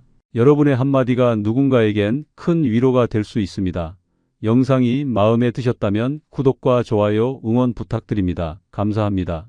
만약 당신 남편이 매일 골프 치러 가는데 장사가 잘 될까요? 저는 믿었습니다. 하지만 몇 년 만에 2억이 넘는 돈을 잃었습니다. 30년간 모은 노후 자금도, 퇴직 후 낳은 여생도, 자영업자로서의 명서도 함께요. 지금 저는 새벽 식당에서 설거지를 합니다. 그리고 얼마 전 주방에서 옛날 단골 손님을 마주쳤습니다. 사모님, 호프집은 어떻게 되셨어요? 그 한마디에 30년 자영업자의 자존심이 무너지는 소리가 들렸습니다. 도대체 무슨 일이 있었던 걸까요? 시작은 아주 작았습니다. 홍대 감성술집 한 곳, 인스타그램 사진 몇 장, 그리고 남편의 우리도 해보자라는 한마디, 그게 전부였습니다. 시청 전 구독과 좋아요를 누르시면 로또에 당첨되는 행운이 올 수 있습니다. 그리고 지금 어디에서 시청하고 계신지 댓글로 남겨주세요. 여러분의 이야기도 듣고 싶습니다. 그럼 지금부터 시작되는 이야기 속으로 함께 들어가 볼까요? 저는 20대 후반에 결혼했습니다. 남편도 비슷한 나이였죠. 우리 부부는 공장에서 만났어요. 둘 다 월급쟁이였습니다. 얼마 지나지 않아 첫째 아들 준호가 태어났고 그로부터 몇 년 후 둘째 민수가 태어났습니다. 공장 월급으로는 네 식구가 살기 빠듯했어요. 남편이 어느 날 말했습니다. 여보, 우리 장사해볼까? 이렇게 월급만 받아선 애들 대학도 못 보낼 것 같아. 90년대 중반, 우리는 큰 결심을 했습니다. 서울 대학가에 작은 호프집을 열기로 한 거예요. 손에 쥔 돈은 몇 천만 원, 여러 해 동안 공장 다니며 모은 전 재산이었습니다. 무슨 장사를 할까 고민했어요. 치킨집, 분식집, 여러 가지를 알아봤죠. 그러다 대학가 근처에 작은 호프집이 나왔다는 소식을 들었습니다. 권리금과 보증금, 월세를 합치면 딱 우리가 가진 돈으로 시작할 수 있었어요. 그곳은 서울 남쪽 대학가였습니다. 큰 대학교와 고시촌이 있는 동네였죠. 대학생과 고시 준비생들이 많았어요. 남편에게 말했습니다. 여보, 여기 괜찮은 것 같아. 젊은 애들 많으니까 술집, 장사 괜찮을 것 같은데. 남편이 대답했죠. 그래, 우리 열심히 하면 성공할 수 있을 거야. 대학생들 상대로 장사하면 망하지 않겠지. 그해 가을, 드디어 우리 가게를 열었습니다. 간판에 철순이네 호프라고 썼어요. 10몇 평짜리 작은 가게였습니다. 테이블 10개 남짓이 전부였어요. 메뉴는 간단했습니다. 생맥주, 소주, 치킨, 감자튀김, 오징어, 안주 몇 가지. 가격도 저렴하게 책정했어요. 생맥주 몇천 원, 소주도 2,000원대, 치킨도 10,000원 이하. 대학생들이 부담 없이 올 수 있는 가격이었습니다. 처음 한두 달은 힘들었어요. 손님이 하루 평균 몇 팀 정도만 왔습니다. 매출이 많지 않았죠. 원가와 월세를 빼면 남는 게 거의 없었습니다. 하지만 포기하지 않았어요. 아침 일찍 일어나 시장에 가서 신선한 재료를 샀습니다. 치킨은 직접 튀겼고 안주는 정성껏 만들었어요. 몇 달이 지나자 단골이 생기기 시작했습니다. 대학생들이 친구들을 데려왔어요. 여기 치킨 맛있어. 사장님 친절하시고 양도 많이 주셔. 입소문이 나기 시작했죠. 반년쯤 지나자 하루 평균 10팀 정도가 왔습니다. 매출도 제법 올랐어요. 1년쯤 지나자 자리가 잡혔습니다. 하루 평균 15팀 정도. 한 달 매출이 꽤 괜찮았어요. 원가와 월세, 인건비를 빼면 순이익이 600만 원 정도 남았습니다. 공장 다닐 때보다 훨씬 많은 돈이었죠. 남편이 말했습니다. 역시 장사 시작하길 잘했어. 몇 년 후 경제 위기가 터졌습니다. 나라 경제가 무너졌어요. 많은 회사가 망했고 실업자가 넘쳐났죠. 하지만 우리 가게는 오히려 장사가 잘 됐습니다. 힘든 시기에 사람들이 술을 더 찾았거든요. 비싼 술집에 손님이 몰렸어요. 그 시기에 우리 가게 매출은 오히려 30% 가까이 올랐습니다. 한 달 순이익이 800만 원 정도까지 올랐죠. 불경기에도 술집은 괜찮구나 자신감이 생겼어요. 2000년대 들어 대학가 분위기가 더 좋아졌습니다. 경기가 회복되면서 대학생들 주머니 사정이 나아졌어요. 개강 시즌에는 신입생 환영회로 난리였습니다. MT 가기 전 술자리, MT 다녀온 후 술자리 한 달 내내 예약이 꽉 찼어요. 동아리 회식, 과회식, 동기 모임, 우리 가게는 늘 만석이었습니다. 주말이면 웨이팅이 기본이었어요. 2000년대 중반쯤 한 달 매출이 3천만 원대 후반까지 올랐습니다. 순이익은 1,000만 원 정도 정말 좋았어요. 월세도 좀 올랐지만 충분히 감당할 수 있었습니다. 두 아들도 잘 컸어요. 준호는 2000년대 후반 대학에 입학했고 민수는 몇 년 후 대학에 갔습니다. 대학 등록금이 한 학기에 몇백만 원씩 들었지만 기꺼이 냈어요. 준호에게 말했습니다. 공부 열심히 해. 엄마가 다 대줄게. 돈 걱정은 하지 마. 2010년대 들어 장사는 더욱 좋아졌습니다. 한 달 매출이 4천만 원 가까이 됐어요. 순이익은 1,000만 원대 중반. 저는 대학가에서 성공한 자영업자였습니다. 주변 상인들이 부러워했어요. 철순이 언니 장사 진짜 잘 되네. 비결이 뭐야? 대답했죠. 성실하게 하는 거지. 재료 아끼지 않고 손님한테 친절하게. 그게 다야. 2010년대 중반쯤 준호가 대학을 졸업하고 취직했습니다. 중견기업 영업사원이었어요. 몇 년 후 민수도 졸업하고 공무원 시험에 합격했습니다. 정말 뿌듯했어요. 남편에게 말했습니다. 여보, 우리 애들 둘 다 잘 키웠어.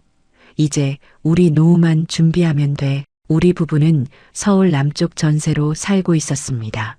30평대 아파트 전세금은 억 단위 후반대였어요. 10여 년간 모은 돈으로 전세금을 마련했습니다. 매달 1,000만 원 넘게 벌면서 생활비 쓰고 나머지는 저축했어요. 노후 자금도 쌓이고 있었습니다. 모든 게 완벽해 보였어요. 안정적인 장사, 성공한 두 아들, 전세 아파트, 30년 가까이 성실하게 일한 보상을 받는 것 같았죠. 하지만 그때 저는 몰랐습니다. 폭풍 전야의 고요함이었다는 걸 말이죠. 2010년대 후반 대학가에 변화가 일기 시작했습니다. 주변에 새로운 술집들이 하나둘 생겨났어요. 인테리어가 세련된 곳들이었습니다. 우드톤의 테이블, 은은한 조명, 벽면의 그림과 네온 사인, 인스타그램에 올리기 좋은 분위기였어요. 가격도 비쌌습니다. 생맥주가 5,000원대 후반, 소주도 5,000원 가까이, 안주도 2만 원이 넘었어요. 우리 가게보다 2배 가까이 비쌌습니다. 하지만 손님은 많았어요. 특히 젊은 여성 손님들이 많이 왔습니다. 사진 찍고 SNS에 올리고 분위기 즐기고. 저는 처음에는 별로 신경 쓰지 않았습니다. 우리는 우리 길을 가면 돼. 저렴하고 푸짐한 게 우리 장점이야. 하지만 그해 초부터 매출이 조금씩 줄기 시작했습니다. 한 달 매출이 4천만 원대에서 3천만 원대 후반으로 떨어졌어요. 단골 대학생들에게 물어봤습니다. 요즘 왜 덜 와? 다들 새로 생긴 감성 술집 간다며? 거기 분위기 좋고 사진 찍기 좋대. 충격이었습니다. 우리 가게는 분위기가 별로인가? 남편과 심각하게 이야기를 나눴습니다. 여보, 요즘 손님이 줄어들고 있어. 새로 생긴 감성 술집들 때문인 것 같아. 남편이 말했죠. 나도 봤어. 요즘 젊은 애들 그런데 좋아하더라. 우리도 인테리어 바꿔야 할까? 남편은 잠시 생각하더니 말했습니다. 인테리어 비용이 많이 들 텐데 괜찮겠어? 지금까지 잘해왔잖아. 조금만 기다리면 다시 좋아지지 않을까? 하지만 매출은 계속 줄었습니다. 그해 여름 한 달 매출이 3천만 원대 중반으로 떨어졌어요. 가을엔 3천만 원 초반까지 내려갔습니다.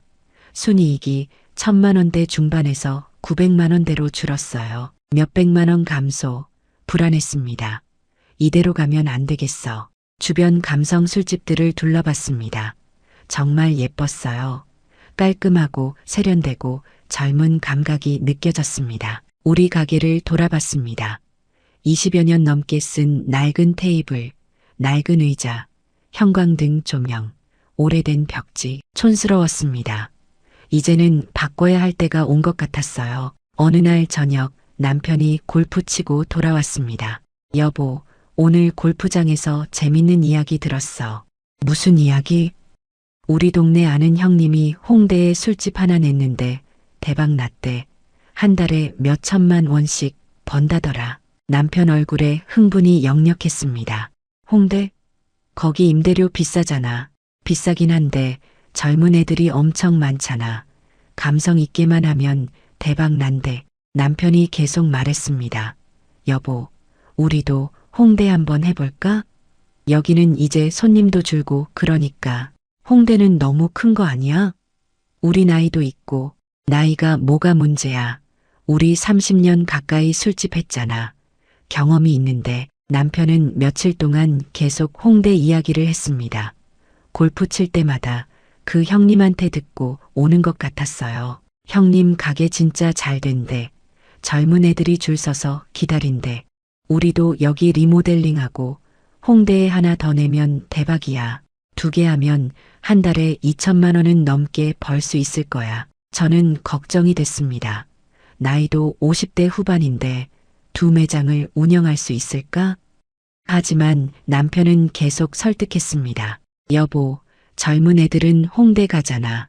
우리도 거기 가야 해. 여기는 이제 대학생들도 줄고 경쟁도 심해졌어. 지금 투자 안 하면 우리만 뒤처져. 매일같이 듣다 보니 저도 흔들리기 시작했습니다. 그러던 어느 날 남편이 홍대 매물을 하나 가져왔습니다. 여보, 여기 좀 봐. 홍대 메인 거리에 나온 매물이야. 20평 정도 되는데 권리금이 좀 있긴 한데 위치가 진짜 좋대. 권리금이 몇 천만 원이었습니다. 보증금과 월세도 만만치 않았어요. 이거 너무 비싼 거 아니야? 비싸긴 한데 위치가 좋으면 금방 뽑지. 형님 말로는 반년이면 투자금 회수한대. 저는 망설였습니다. 하지만 남편은 이미 마음을 정한 것 같았어요. 여보, 우리 나이 생각해봐. 지금 아니면 언제 해? 60 넘으면 못하잖아. 지금 투자해서 몇 년만 잘하면 노후 자금 확실하게 모을 수 있어. 애들도 다 컸고 이제 우리가 벌 때야. 남편 말에도 일리가 있었습니다. 젊은 애들은 정말 홍대를 많이 가니까요. 그리고 우리 가게 매출도 계속 줄고 있었습니다. 뭔가 변화가 필요한 시점이긴 했어요. 하지만 제 마음 한구석엔 불안감이 있었습니다. 너무 큰 모험 아닐까?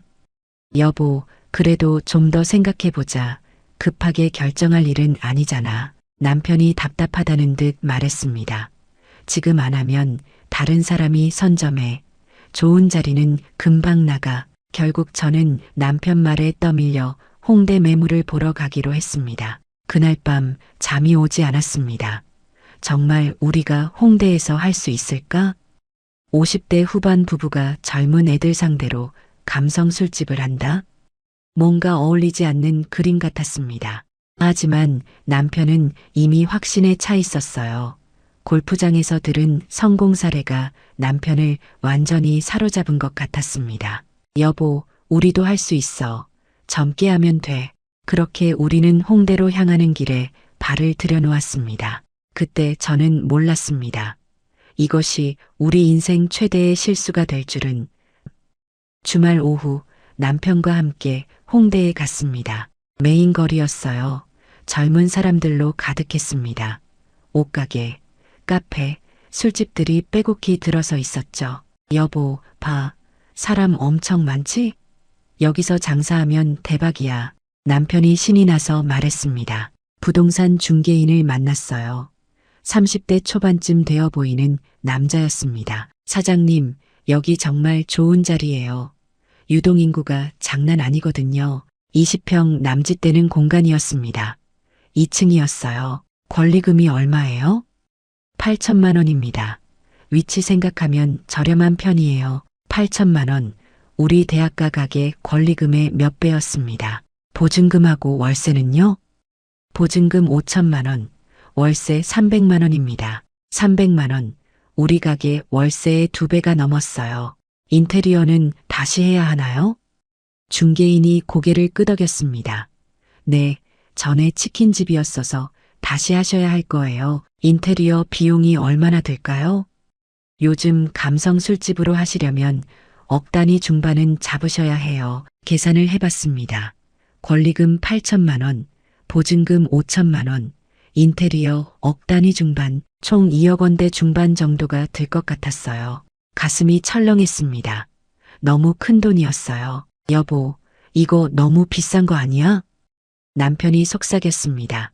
비싸긴 한데 여기서 장사 잘 되면 금방 뽑아. 중개인이 말했습니다. 사장님, 여기 매물 나온 지 얼마 안 됐는데 벌써 문의 많이 들어왔어요. 빨리 결정 안 하시면 다른 분한테 넘어갈 수도 있습니다. 남편이 제 눈치를 봤습니다. 여보, 어때? 한번 해볼까? 저는 망설였습니다. 좀 더 생각해보자. 너무 급하게 결정하는 것 같아. 집으로 돌아오는 길, 남편이 계속 말했습니다. 여보, 저 정도 자리는 흔하지 않아. 골프장 형님도 권리금 억 단위 주고 했는데 지금 대박 나고 있잖아. 우리도 여기 리모델링하고 홍대 하나 더 내면 한 달에 2천만 원은 벌 수 있어. 지금 우리 손에 돈도 좀 있고 대출 조금만 받으면 되잖아. 그날 밤 남편이 계산기를 두드렸습니다. 여보, 우리 지금 저축해둔 돈이 억 단위 초반 정도 되지? 응, 그 정도 돼. 그럼 여기 리모델링 하는데 몇 천만 원 쓰고 홍대는 대출 억 단위 정도 받으면 돼. 이자가 얼마나 될까? 요즘 금리가 몇 퍼센트니까 한 달에 몇십만 원 정도? 그 정도는 충분히 감당할 수 있어. 남편은 이미 계획을 다 세운 것 같았습니다. 다음 날 남편이 또 골프를 갔습니다.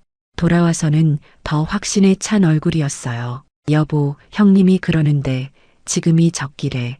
감성 술집 붐이 한창이라서 몇 년 후엔 경쟁이 더 심해질 거래.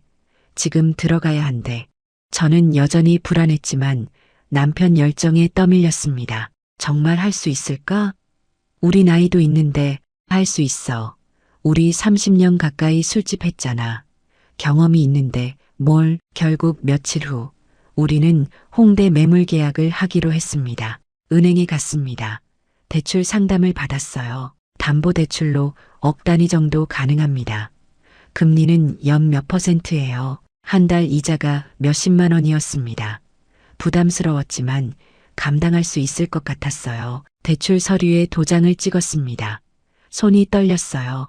홍대 매물 계약을 했습니다. 권리금 8천만 원, 보증금 5천만 원, 통장에서 억 단위가 넘는 돈이 빠져나갔습니다. 10여 년간 모은 돈이었어요. 이제 인테리어를 해야 했습니다. 인테리어 업체 여러 곳을 만났습니다. 견적을 받았어요. 감성 술집으로 하시려면 기본 인테리어에 억 단위 초중반은 들어갑니다. 테이블이랑 의자도 좋은 걸로 하셔야 하고 조명도 신경 써야 하거든요. 견적서를 보니 항목이 많았습니다. 바닥 공사, 벽 공사, 조명, 가구, 주방 설비, 화장실, 간판 모두 합치면 억 단위 중반이 나왔어요. 이거 좀 줄일 수 없나요? 줄이시면 퀄리티가 떨어집니다. 요즘 젊은 손님들은 눈이 높거든요. 남편이 말했습니다. 제대로 하자. 어설프게 하면 안 돼. 결국 억 단위 중반짜리 인테리어를 선택했습니다. 은행에서 추가로 몇 천만 원을 더 대출받았어요. 총 대출액이 억 단위 중반이 됐습니다. 한 달 이자는 몇십만 원대 후반. 부담스러웠지만 투자한 만큼 회수할 수 있을 거라 믿었습니다. 우리 대학가 가게도 리모델링 하기로 했습니다. 여보, 여기도 좀 고쳐야 할 것 같아. 너무 낡았어. 대학가 가게 리모델링에 몇 천만 원을 더 썼습니다. 낡은 벽지를 벗기고 페인트 칠을 했어요. 조명도 바꾸고 테이블도 새 걸로 교체했습니다. 모든 투자를 합치니 2억 원을 훌쩍 넘었습니다. 손에 남은 돈은 거의 없었어요. 10여 년간 모은 저축이 바닥났습니다. 대출 이자만 한 달에 몇십만 원씩 나갔어요. 가슴이 두근거렸습니다. 불안함과 기대감이 섞여 있었죠. 남편은 자신감에 차 있었습니다. 여보, 걱정 마. 곧 대박 날 거야. 하지만 저는 밤마다 잠을 설쳤습니다. 정말 우리가 잘한 걸까? 너무 무리한 투자는 아닐까? 50대 후반에 2억 원이 넘는 빚을 진 것 같아 두려웠습니다. 하지만 이미 돌이킬 수 없었습니다. 계약도 했고 공사도 시작됐으니까요. 이제 성공하는 수밖에 없었습니다.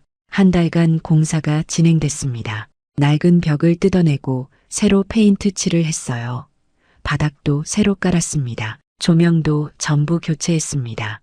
은은한 펜던트 조명과 간접 조명을 달았어요. 테이블과 의자도 고급스러운 원목 가구로 바꿨습니다. 주방도 현대식으로 바꿨어요. 간판도 새로 달았습니다. 예쁜 네온 사인이었어요. 공사가 끝나고 홍대 가게를 보니 정말 달라졌습니다. 깔끔하고 세련되고 감각적이었어요. 인스타그램에 올리면 좋아할 것 같았습니다. 남편이 말했습니다. 여보, 대박이다. 여기 완전 예쁘네. 우리가 이런 가게를 만들 수 있을 줄 몰랐어. 저도 뿌듯했습니다. 2억 원 넘게 투자한 보람이 있는 것 같았어요. 그해 가을, 드디어 홍대점 오픈을 했습니다. SNS에 사진을 올렸습니다. 홍대 신상 감성 술집 오픈. 많이 찾아주세요. 반응이 뜨거웠습니다. 좋아요가 몇백 개씩 눌렸어요. 오픈 첫날 손님들이 줄을 섰습니다. 젊은 커플들, 대학생 그룹들, 직장인들, 생각보다 훨씬 많이 왔어요. 사장님, 여기 진짜 예쁘네요. 인스타에서 봤어요. 젊은 여자 손님이 말했습니다. 사진 찍어도 돼요? 그럼요, 많이 찍으세요. 손님들은 음식이 나오기 전부터 사진을 찍었습니다. 인테리어를, 음식을, 자기들을, 그리고 바로 SNS에 올렸어요. 홍대 감성술집 대박, 분위기 미쳤다. 여기 꼭 가보세요. 입소문이 퍼져나갔습니다. 첫 주 매출이 몇백만 원이 나왔습니다. 예상보다 훨씬 좋았어요. 남편이 신이 났습니다. 여보, 봤지? 내가 뭘 했어. 대박 날 줄 알았어. 첫 달 매출이 4천만 원 가까이 나왔습니다. 원가율이 조금 높았지만 단가를 올려서 감당할 수 있었어요. 순이익이 1,000만 원대 중반 나왔습니다. 대학가 가게보다 몇백만 원 더 많았어요. 여보, 이 정도면 몇 년 안에 대출 다 갚을 수 있어. 남편이 말했습니다. 저도 안도했습니다. 다행이다. 걱정했는데 잘 됐네. 둘째 달 매출은 더 올랐습니다. 5천만 원 가까이 됐어요. 겨울에 접어들면서 술 수요가 늘어난 것 같았습니다. 셋째 달에는 연말 시즌이라 5천만 원대 중반까지 올랐어요. 석 달간 평균 매출이 5천만 원 가까이, 순이익은 월 1,500만 원 정도, 정말 좋았습니다. 대학가 가게와 합치면 한 달에 2,500만 원 가까이 벌었어요. 주변 상인들이 부러워했습니다. 사장님, 장사 대박 났네요. 리모델링 효과 엄청나다. 저희도 좀 고쳐야 하나 봐요. 자랑스러웠습니다. 역시 시대에 맞춰 변화해야 해. 젊은 감각을 따라가야 한다고 남편은 골프장에서도 자랑했습니다. 형님, 덕분에 대박 났어요. 한 달에 몇 천만 원씩 벌고 있어요. 형님 말씀 듣고 결정하길 잘했어요. 새해가 되었습니다. 1월에도 좋은 흐름이 이어졌어요. 매출이 5천만 원 가까이, 순이익 1,500만 원 정도, 2월 초까지도 예약이 꽉 차 있었습니다. 발렌타인데이, 대학 개강 시즌, 2월 매출도 5천만 원 넘을 것 같았어요. 정말 완벽했습니다. 이 정도면 몇 년 안에 대출 전부 갚고 노후 자금도 든든하게 모을 수 있을 것 같았어요. 남편과 여행 계획도 세웠습니다. 여보, 올해 휴가 때 제주도 갈까? 30년 가까이 장사하면서 제대로 쉬어본 적 없잖아. 좋아. 올해는 꼭 가자. 모든 게 장미빛이었습니다. 남편은 골프 횟수도 늘렸어요. 여보, 이제 좀 여유 생겼으니까 골프 좀 더 쳐도 되지? 그래, 그동안 고생했으니까. 저는 두 매장을 오가며 바쁘게 일했습니다. 아침엔 대학가 가게, 저녁엔 홍대 가게. 하루에 12시간씩 일했어요. 힘들었지만 행복했습니다. 매출이 오르는 걸 보면 피로가 다 풀렸거든요. 어느 날 저녁 홍대 가게에서 젊은 손님들을 보며 생각했습니다. 역시 젊은 애들은 이런 분위기를 좋아하는구나. 우리도 변화에 맞춰 잘 따라왔어.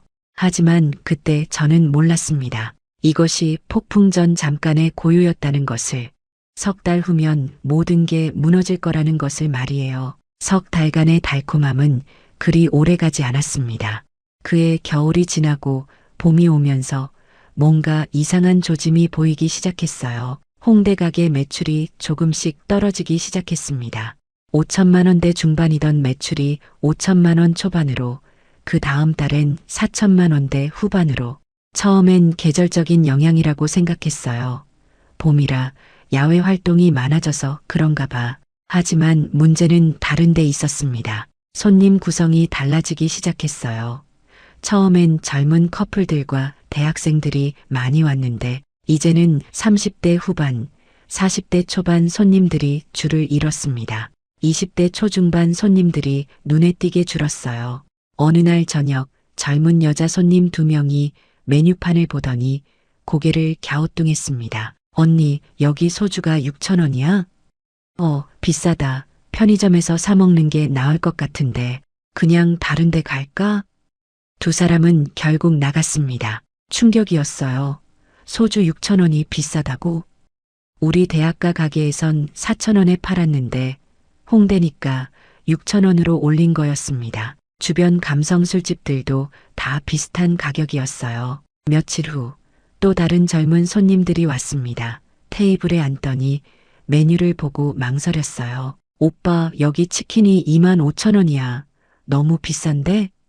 소주랑 치킨 시키면 5만 원 나오겠다. 우리 편의점에서 맥주 사서 집에서 먹을까? 넷플릭스 보면서 그들도 주문하지 않고 나갔습니다. 무슨 일이 일어나고 있는 걸까? 인터넷을 검색해 봤습니다. 젊은 세대들 사이에서 새로운 트렌드가 생기고 있었어요. 홈술, 편의점 술, 혼술. 집에서 편의점 맥주 사서 넷플릭스 보면서 마시는 게 유행이었습니다. 댓글들을 읽어봤어요. 술집 가면 1인당 3만 원은 기본인데 그 돈이면 한 달 식비 해결할 수 있음. 소주 6천 원? 편의점에선 2천 원인데 왜 술집 가야 함? 회식도 싫은데 친구들이랑 억지로 술자리 왜 해야 돼? 차라리 그 시간에 집에서 쉬는 게 나음. 가슴이 철렁했습니다. 젊은 세대가 달라진 거예요. 우리가 생각했던 것과는 완전히 다른 세대였습니다. 그들은 돈이 없었어요.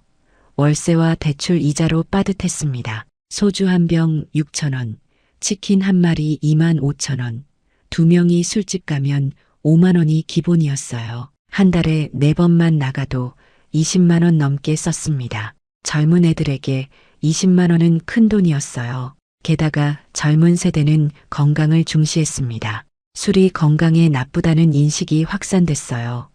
SNS에 운동 인증샷 올리고 샐러드 먹고 건강 관리하는 게 트렌드였습니다. 술 마시고 숙취에 시달리는 것보다 집에서 쉬거나 운동하는 걸 선호했어요. 대학가 가게에서도 변화가 느껴졌습니다. 개강 시즌인데도 예전 같지 않았어요. 신입생 환영회도 예전보다 규모가 작았습니다. 사장님, 요즘 애들 술 잘 안 마셔요. 단골 선배 학생이 말했습니다. 과 회식도 참여율이 낮아요.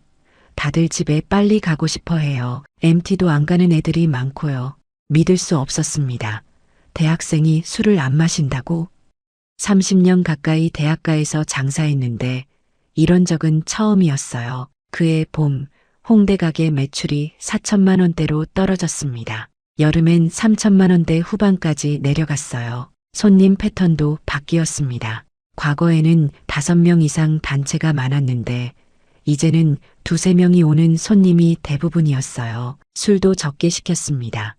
과거에는 소주 서너 병 시키던 테이블이 이제는 한두 병만 시켰어요. 1인당 주문 금액이 3만 원대에서 만 원대 후반으로 떨어졌습니다. 회전율도 낮아졌어요. 오래 앉아서 수다만 떨고 추가 주문은 안 했습니다. 어느 날 젊은 남자 손님이 말했습니다. 사장님, 물 좀 더 주세요. 네, 잠깐만요. 물을 가져다 주면서 테이블을 봤어요. 소주 한 병에 안주 하나 2시간째 앉아 있는데 추가 주문이 없었습니다. 과거 같으면 소주 서너 병은 마셨을 텐데 점점 불안해졌습니다. 남편은 여전히 골프를 쳤어요. 일주일에 서너 번씩 여보, 요즘 매출이 떨어지고 있어. 골프 좀 줄이고 가게 일 좀 도와줘. 왜? 아직 괜찮잖아. 한 달에 몇 천만 원씩 벌고 있는데 그게 아니라 계속 떨어지고 있다고. 이러다간 큰일 나. 여보, 너무 걱정하지 마. 계절적인 거야. 가을 되면 다시 오를 거야. 남편은 심각하게 받아들이지 않았습니다. 저는 혼자 2매장을 오가며 일했어요. 아침 일찍 대학가 가게 가서 준비하고 점심 영업하고 오후엔 홍대로 이동해서 저녁 영업. 밤 12시가 넘어 집에 돌아왔습니다. 무릎이 아프기 시작했어요. 허리도 끊어질 것 같았습니다. 50대 후반의 몸으로 하루 12시간 넘게 일하는 건 너무 힘들었어요. 그해 가을 상황은 더 나빠졌습니다. 홍대 가게 매출이 3천만 원대 중반으로 떨어졌어요. 대학가 가게도 3천만 원 초반으로 내려갔습니다. 2매장 합쳐 6천만 원대, 순이익은 1,500만 원 정도, 오픈 초기 순이익 2,500만 원에서 1,000만 원이나 줄었습니다. 대출 이자만 몇십만 원씩 나갔어요. 두 매장 월세만 500만 원 가까이, 전기세, 가스비, 인건비까지 합치면 고정비가 1,000만 원이 넘었습니다. 순이익 1,500만 원에서 고정비 1,000만 원 빼면 500만 원만 남았어요. 과거엔 한 달에 1,000만 원 넘게 저축했는데 이제는 거의 남는 게 없었습니다. 밤마다 걱정으로 잠을 설쳤습니다. 이대로 가면 안 되겠어. 뭔가 변화가 필요해. 하지만 뭘 어떻게 바꿔야 할지 몰랐습니다. 젊은 세대가 술을 안 마시는데 우리가 할 수 있는 게 뭐가 있을까? 그리고 그 일이 터졌습니다. 2020년 초 뉴스에서 이상한 소식이 들려왔어요. 중국에서 시작된 바이러스가 한국에 퍼지고 있다고 했습니다. 처음에는 대수롭지 않게 생각했어요. 금방 지나가겠지. 하지만 몇 주 후 상황이 심각해졌습니다. 확진자가 급증했어요. 정부에서 사회적 거리두기를 발표했습니다. 5명 이상 사적 모임 금지, 충격이었습니다. 술집 영업시간도 밤 10시까지로 제한됐어요. 단체 손님이 완전히 사라졌습니다. 대학교 MT 취소, 동아리 회식 취소, 모임 취소, 모든 행사가 취소됐어요. 대학교도 온라인 수업으로 전환됐습니다. 학생들이 학교에 안 왔어요. 대학가가 텅 비기 시작했습니다. 3월 대학가 가게 매출이 2천만 원으로 급감했습니다. 전월 대비 절반 이상 떨어졌어요. 홍대도 마찬가지였습니다. 거리두기 때문에 손님이 급감했어요. 매출이 2천만 원대로 떨어졌습니다. 두 매장 합쳐 4천만 원, 원가와 월세, 인건비를 빼면 적자였습니다. 한 달에 몇백만 원 마이너스. 정부에서 소상공인 지원금을 줬습니다. 한 달에 100만 원 정도. 그걸로 적자를 조금 메웠지만 턱없이 부족했어요. 4월에도 상황은 나아지지 않았습니다. 매출은 비슷했고 여전히 적자였어요. 저축한 돈을 꺼내 쓰기 시작했습니다. 한 달에 몇백만 원씩 빠져나갔어요. 곧 나아질 거야. 여름 되면 괜찮아질 거야. 하지만 여름이 와도 상황은 나아지지 않았습니다. 거리두기는 계속됐고 단체 손님은 돌아오지 않았어요. 2020년 하반기 매출은 한 달 평균 2천만 원 정도였습니다. 두 매장 합쳐서요. 순손실이 월 몇백만 원, 1년간 손실이 몇천만 원에 달했어요. 모아둔 돈이 빠르게 줄어들었습니다. 2021년이 됐습니다. 백신이 나왔다는 소식에 희망을 가졌어요. 이제 끝나겠지. 하지만 변이가 계속 나왔습니다. 거리두기는 이어졌어요. 2021년 내내 매출은 2천만 원대를 벗어나지 못했습니다. 적자는 계속됐어요.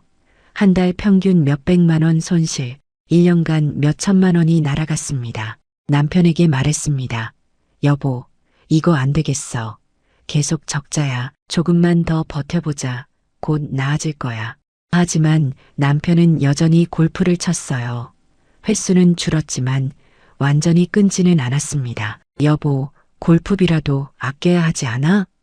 이것마저 끊으면 내가 뭘 하고 살아. 조금만 더 버티자. 저는 혼자 두 매장을 지켰습니다. 손님이 없어도 매일 가게 문을 열었어요. 혹시나 하는 마음에 2022년 봄 정부에서 거리두기 해제를 발표했습니다. 엔데믹 시작, 드디어 끝났다. 이제 손님들이 돌아오겠지. 기대했습니다. 하지만 현실은 달랐어요. 거리두기가 풀렸는데도 손님은 예전만큼 오지 않았습니다. 회사들이 회식비를 대폭 삭감했어요. 몇 년간 적자를 본 기업들이 비용 절감에 들어간 거예요. 회식 금지령을 내린 회사도 많았습니다.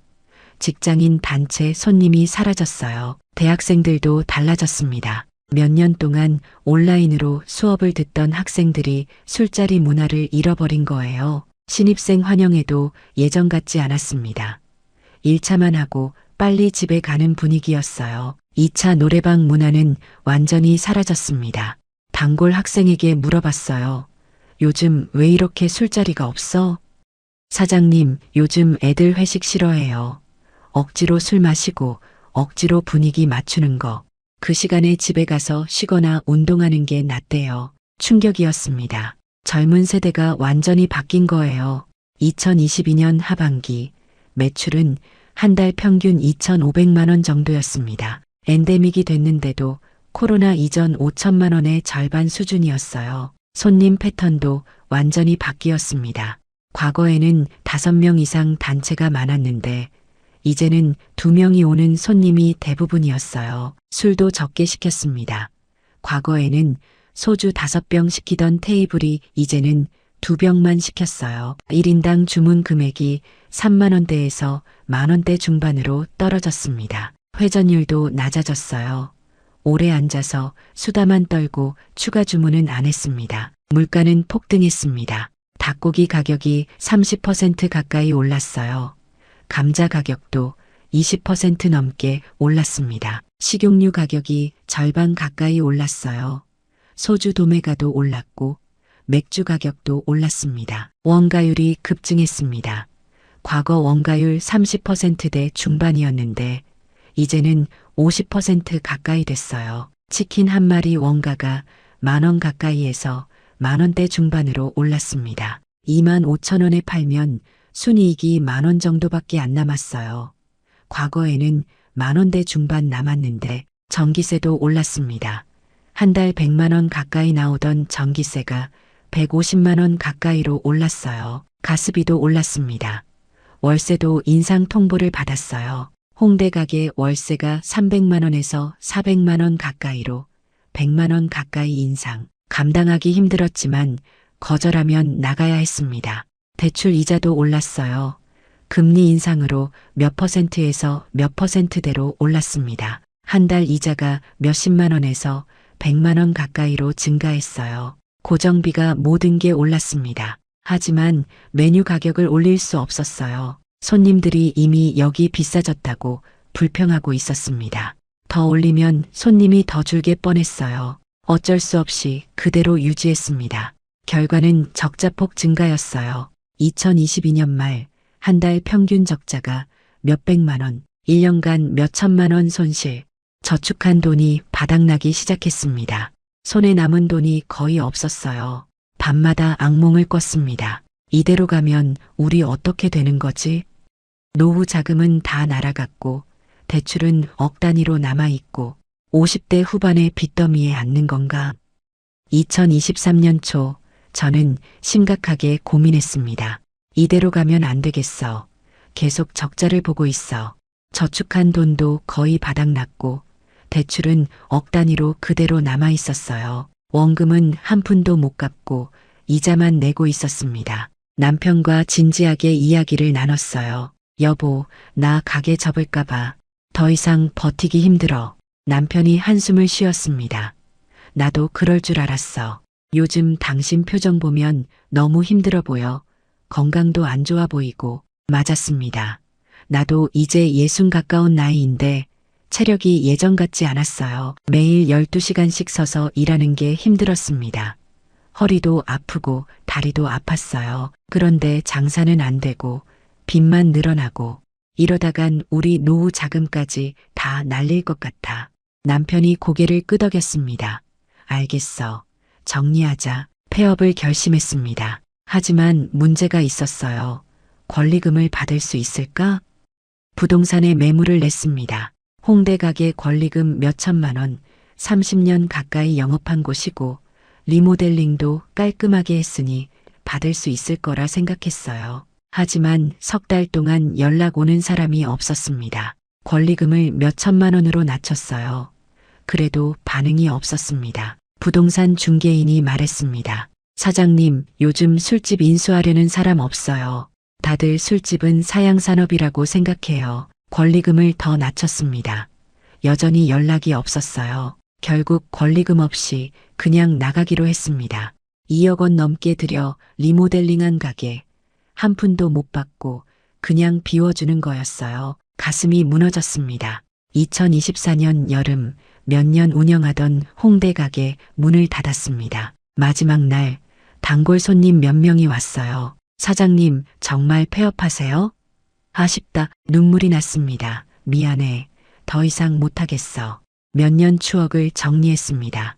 오픈 축하 화환 사진, 단골 손님들과 찍은 사진, 모든 게 추억이었어요. 테이블과 의자는 그대로 두고 나왔습니다.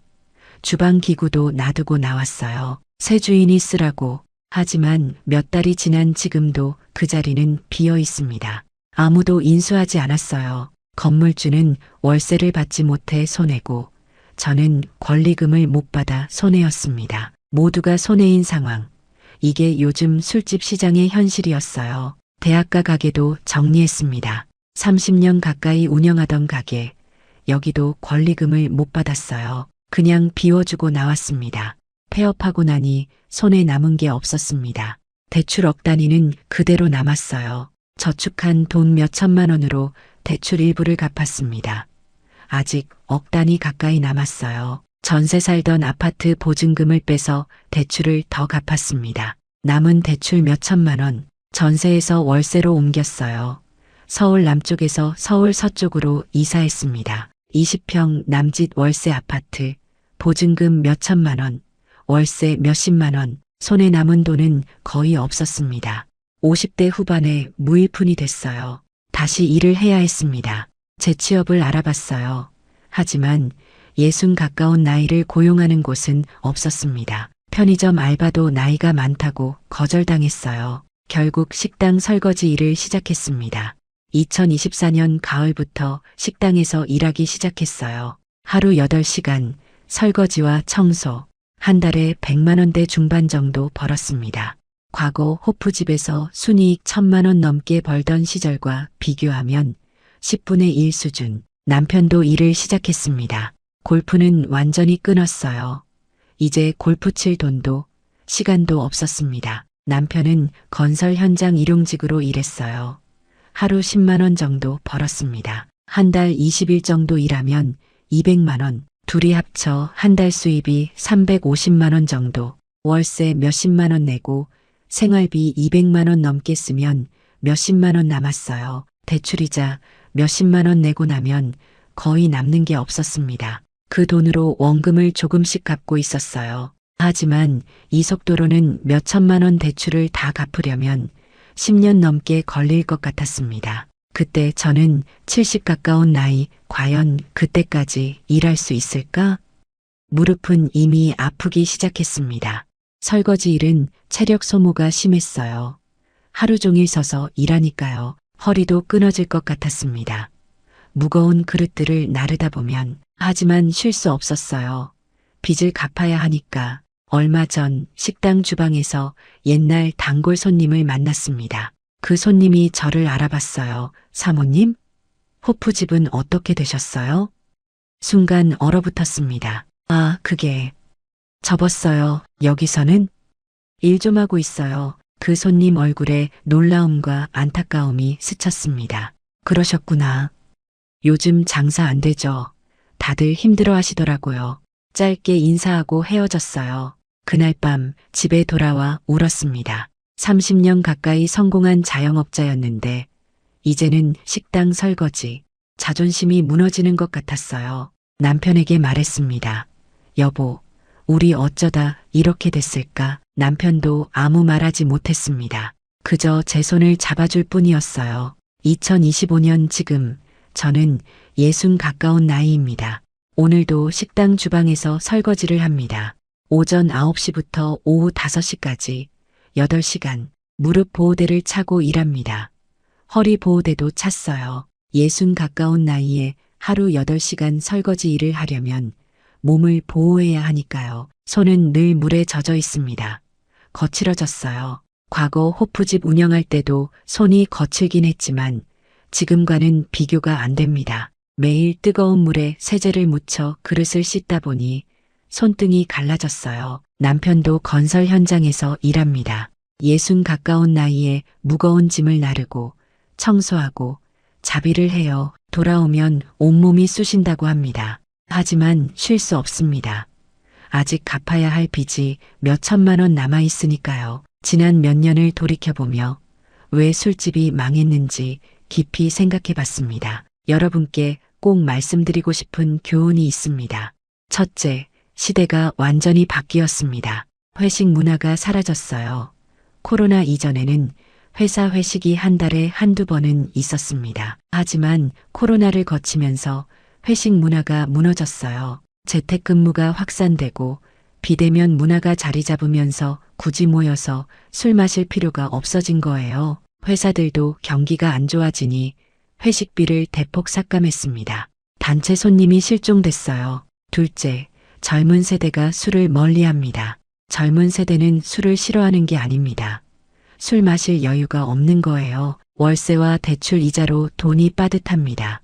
소주 한 병 6,000원, 치킨 한 마리 2만 원대 중반. 2명이 술집 가면 5만 원은 기본이에요. 한 달에 4번만 나가도 20만 원 넘게 듭니다. 젊은 애들에게 20만 원은 큰 돈이에요. 그 돈으로 한 달 식비를 해결할 수 있으니까요. 당연히 술자리를 줄일 수밖에 없습니다. 게다가 젊은 세대는 건강을 중시해요. 술이 건강에 나쁘다는 인식이 확산됐습니다. SNS에 운동 인증샷 올리고 샐러드 먹고 건강 관리하는 게 트렌드예요. 술 마시고 숙취에 시달리는 것보다 집에서 쉬거나 운동하는 걸 선호합니다. 셋째, 고정비 부담이 너무 큽니다. 임대료, 인건비, 전기세, 가스비, 원재료비 모든 게 올랐어요. 임대료는 몇 년 전보다 30% 가까이 올랐습니다. 최저임금 인상으로 인건비도 40% 가까이 올랐어요. 전기세와 가스비는 50% 가까이 올랐고 원재료비도 30% 넘게 올랐습니다. 하지만 메뉴 가격은 못 올립니다. 올리면 손님이 더 줄어드니까요. 결국 마진이 계속 줄어드는 구조예요. 과거에는 매출의 30%대가 순이익이었는데 이제는 10%도 안 남습니다. 넷째, 편의점과 배달 앱이 경쟁자가 됐습니다. 과거에는 술 마시려면 술집에 가야 했어요. 하지만 이제는 편의점에서 맥주 사서 집에서 마십니다. 편의점 맥주 2,000원대, 술집 생맥주 2잔 10,000원 넘게. 당연히 편의점을 선택하죠. 배달앱으로 치킨 시켜서 집에서 먹어요. 배달비 몇천 원 포함해도 술집보다 쌉니다. 게다가 집에서 편하게 넷플릭스 보면서 먹을 수 있어요. 굳이 술집에 갈 이유가 없어진 거예요. 다섯째, 대출받아 리모델링 투자는 절대 하지 마세요. 저는 2억 원 넘게 들여 리모델링 했습니다. 고급 인테리어, 좋은 테이블과 의자, 최신 주방 설비. 하지만 한 푼도 회수 못했어요. 시장이 무너지면 아무리 좋은 시설도 소용없습니다. 투자금 회수는커녕 대출 이자만 내다가 폐업했어요. 권리금도 못 받았습니다. 리모델링 투자는 시장이 좋을 때만 의미가 있어요. 시장이 나쁠 때는 리모델링에도 손님이 안 옵니다. 특히 대출받아서 투자하면 정말 위험해요. 매출이 안 나오면 이자, 부담만 커집니다.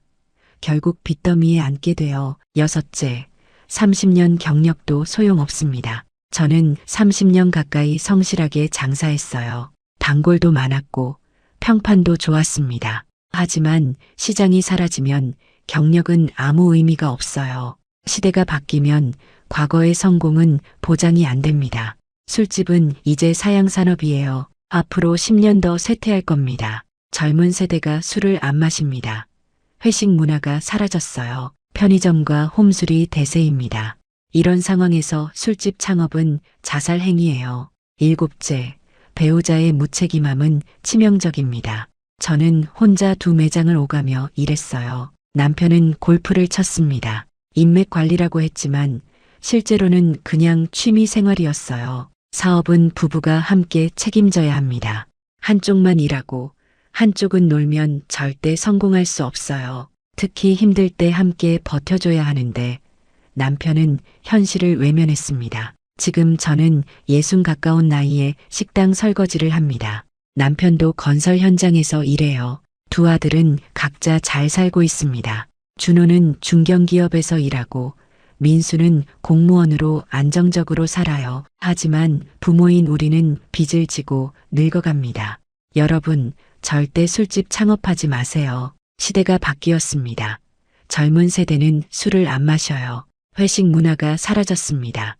편의점 홈술이 대세예요. 고정비는 계속 오르는데 매출은 계속 떨어집니다. 마진은 점점 줄어들어요. 투자금 회수는 불가능합니다. 30년 경력도 소용없어요. 시장이 사라지면 끝입니다. 저처럼 60 가까운 나이에 설거지하고 싶지 않으시면 술집은 절대 하지 마세요. 마무리. 우리의 이 사연이 마음에 남았다면 좋아요를 눌러주세요.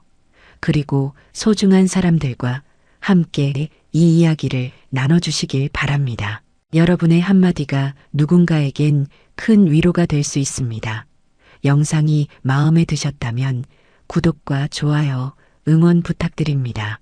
감사합니다.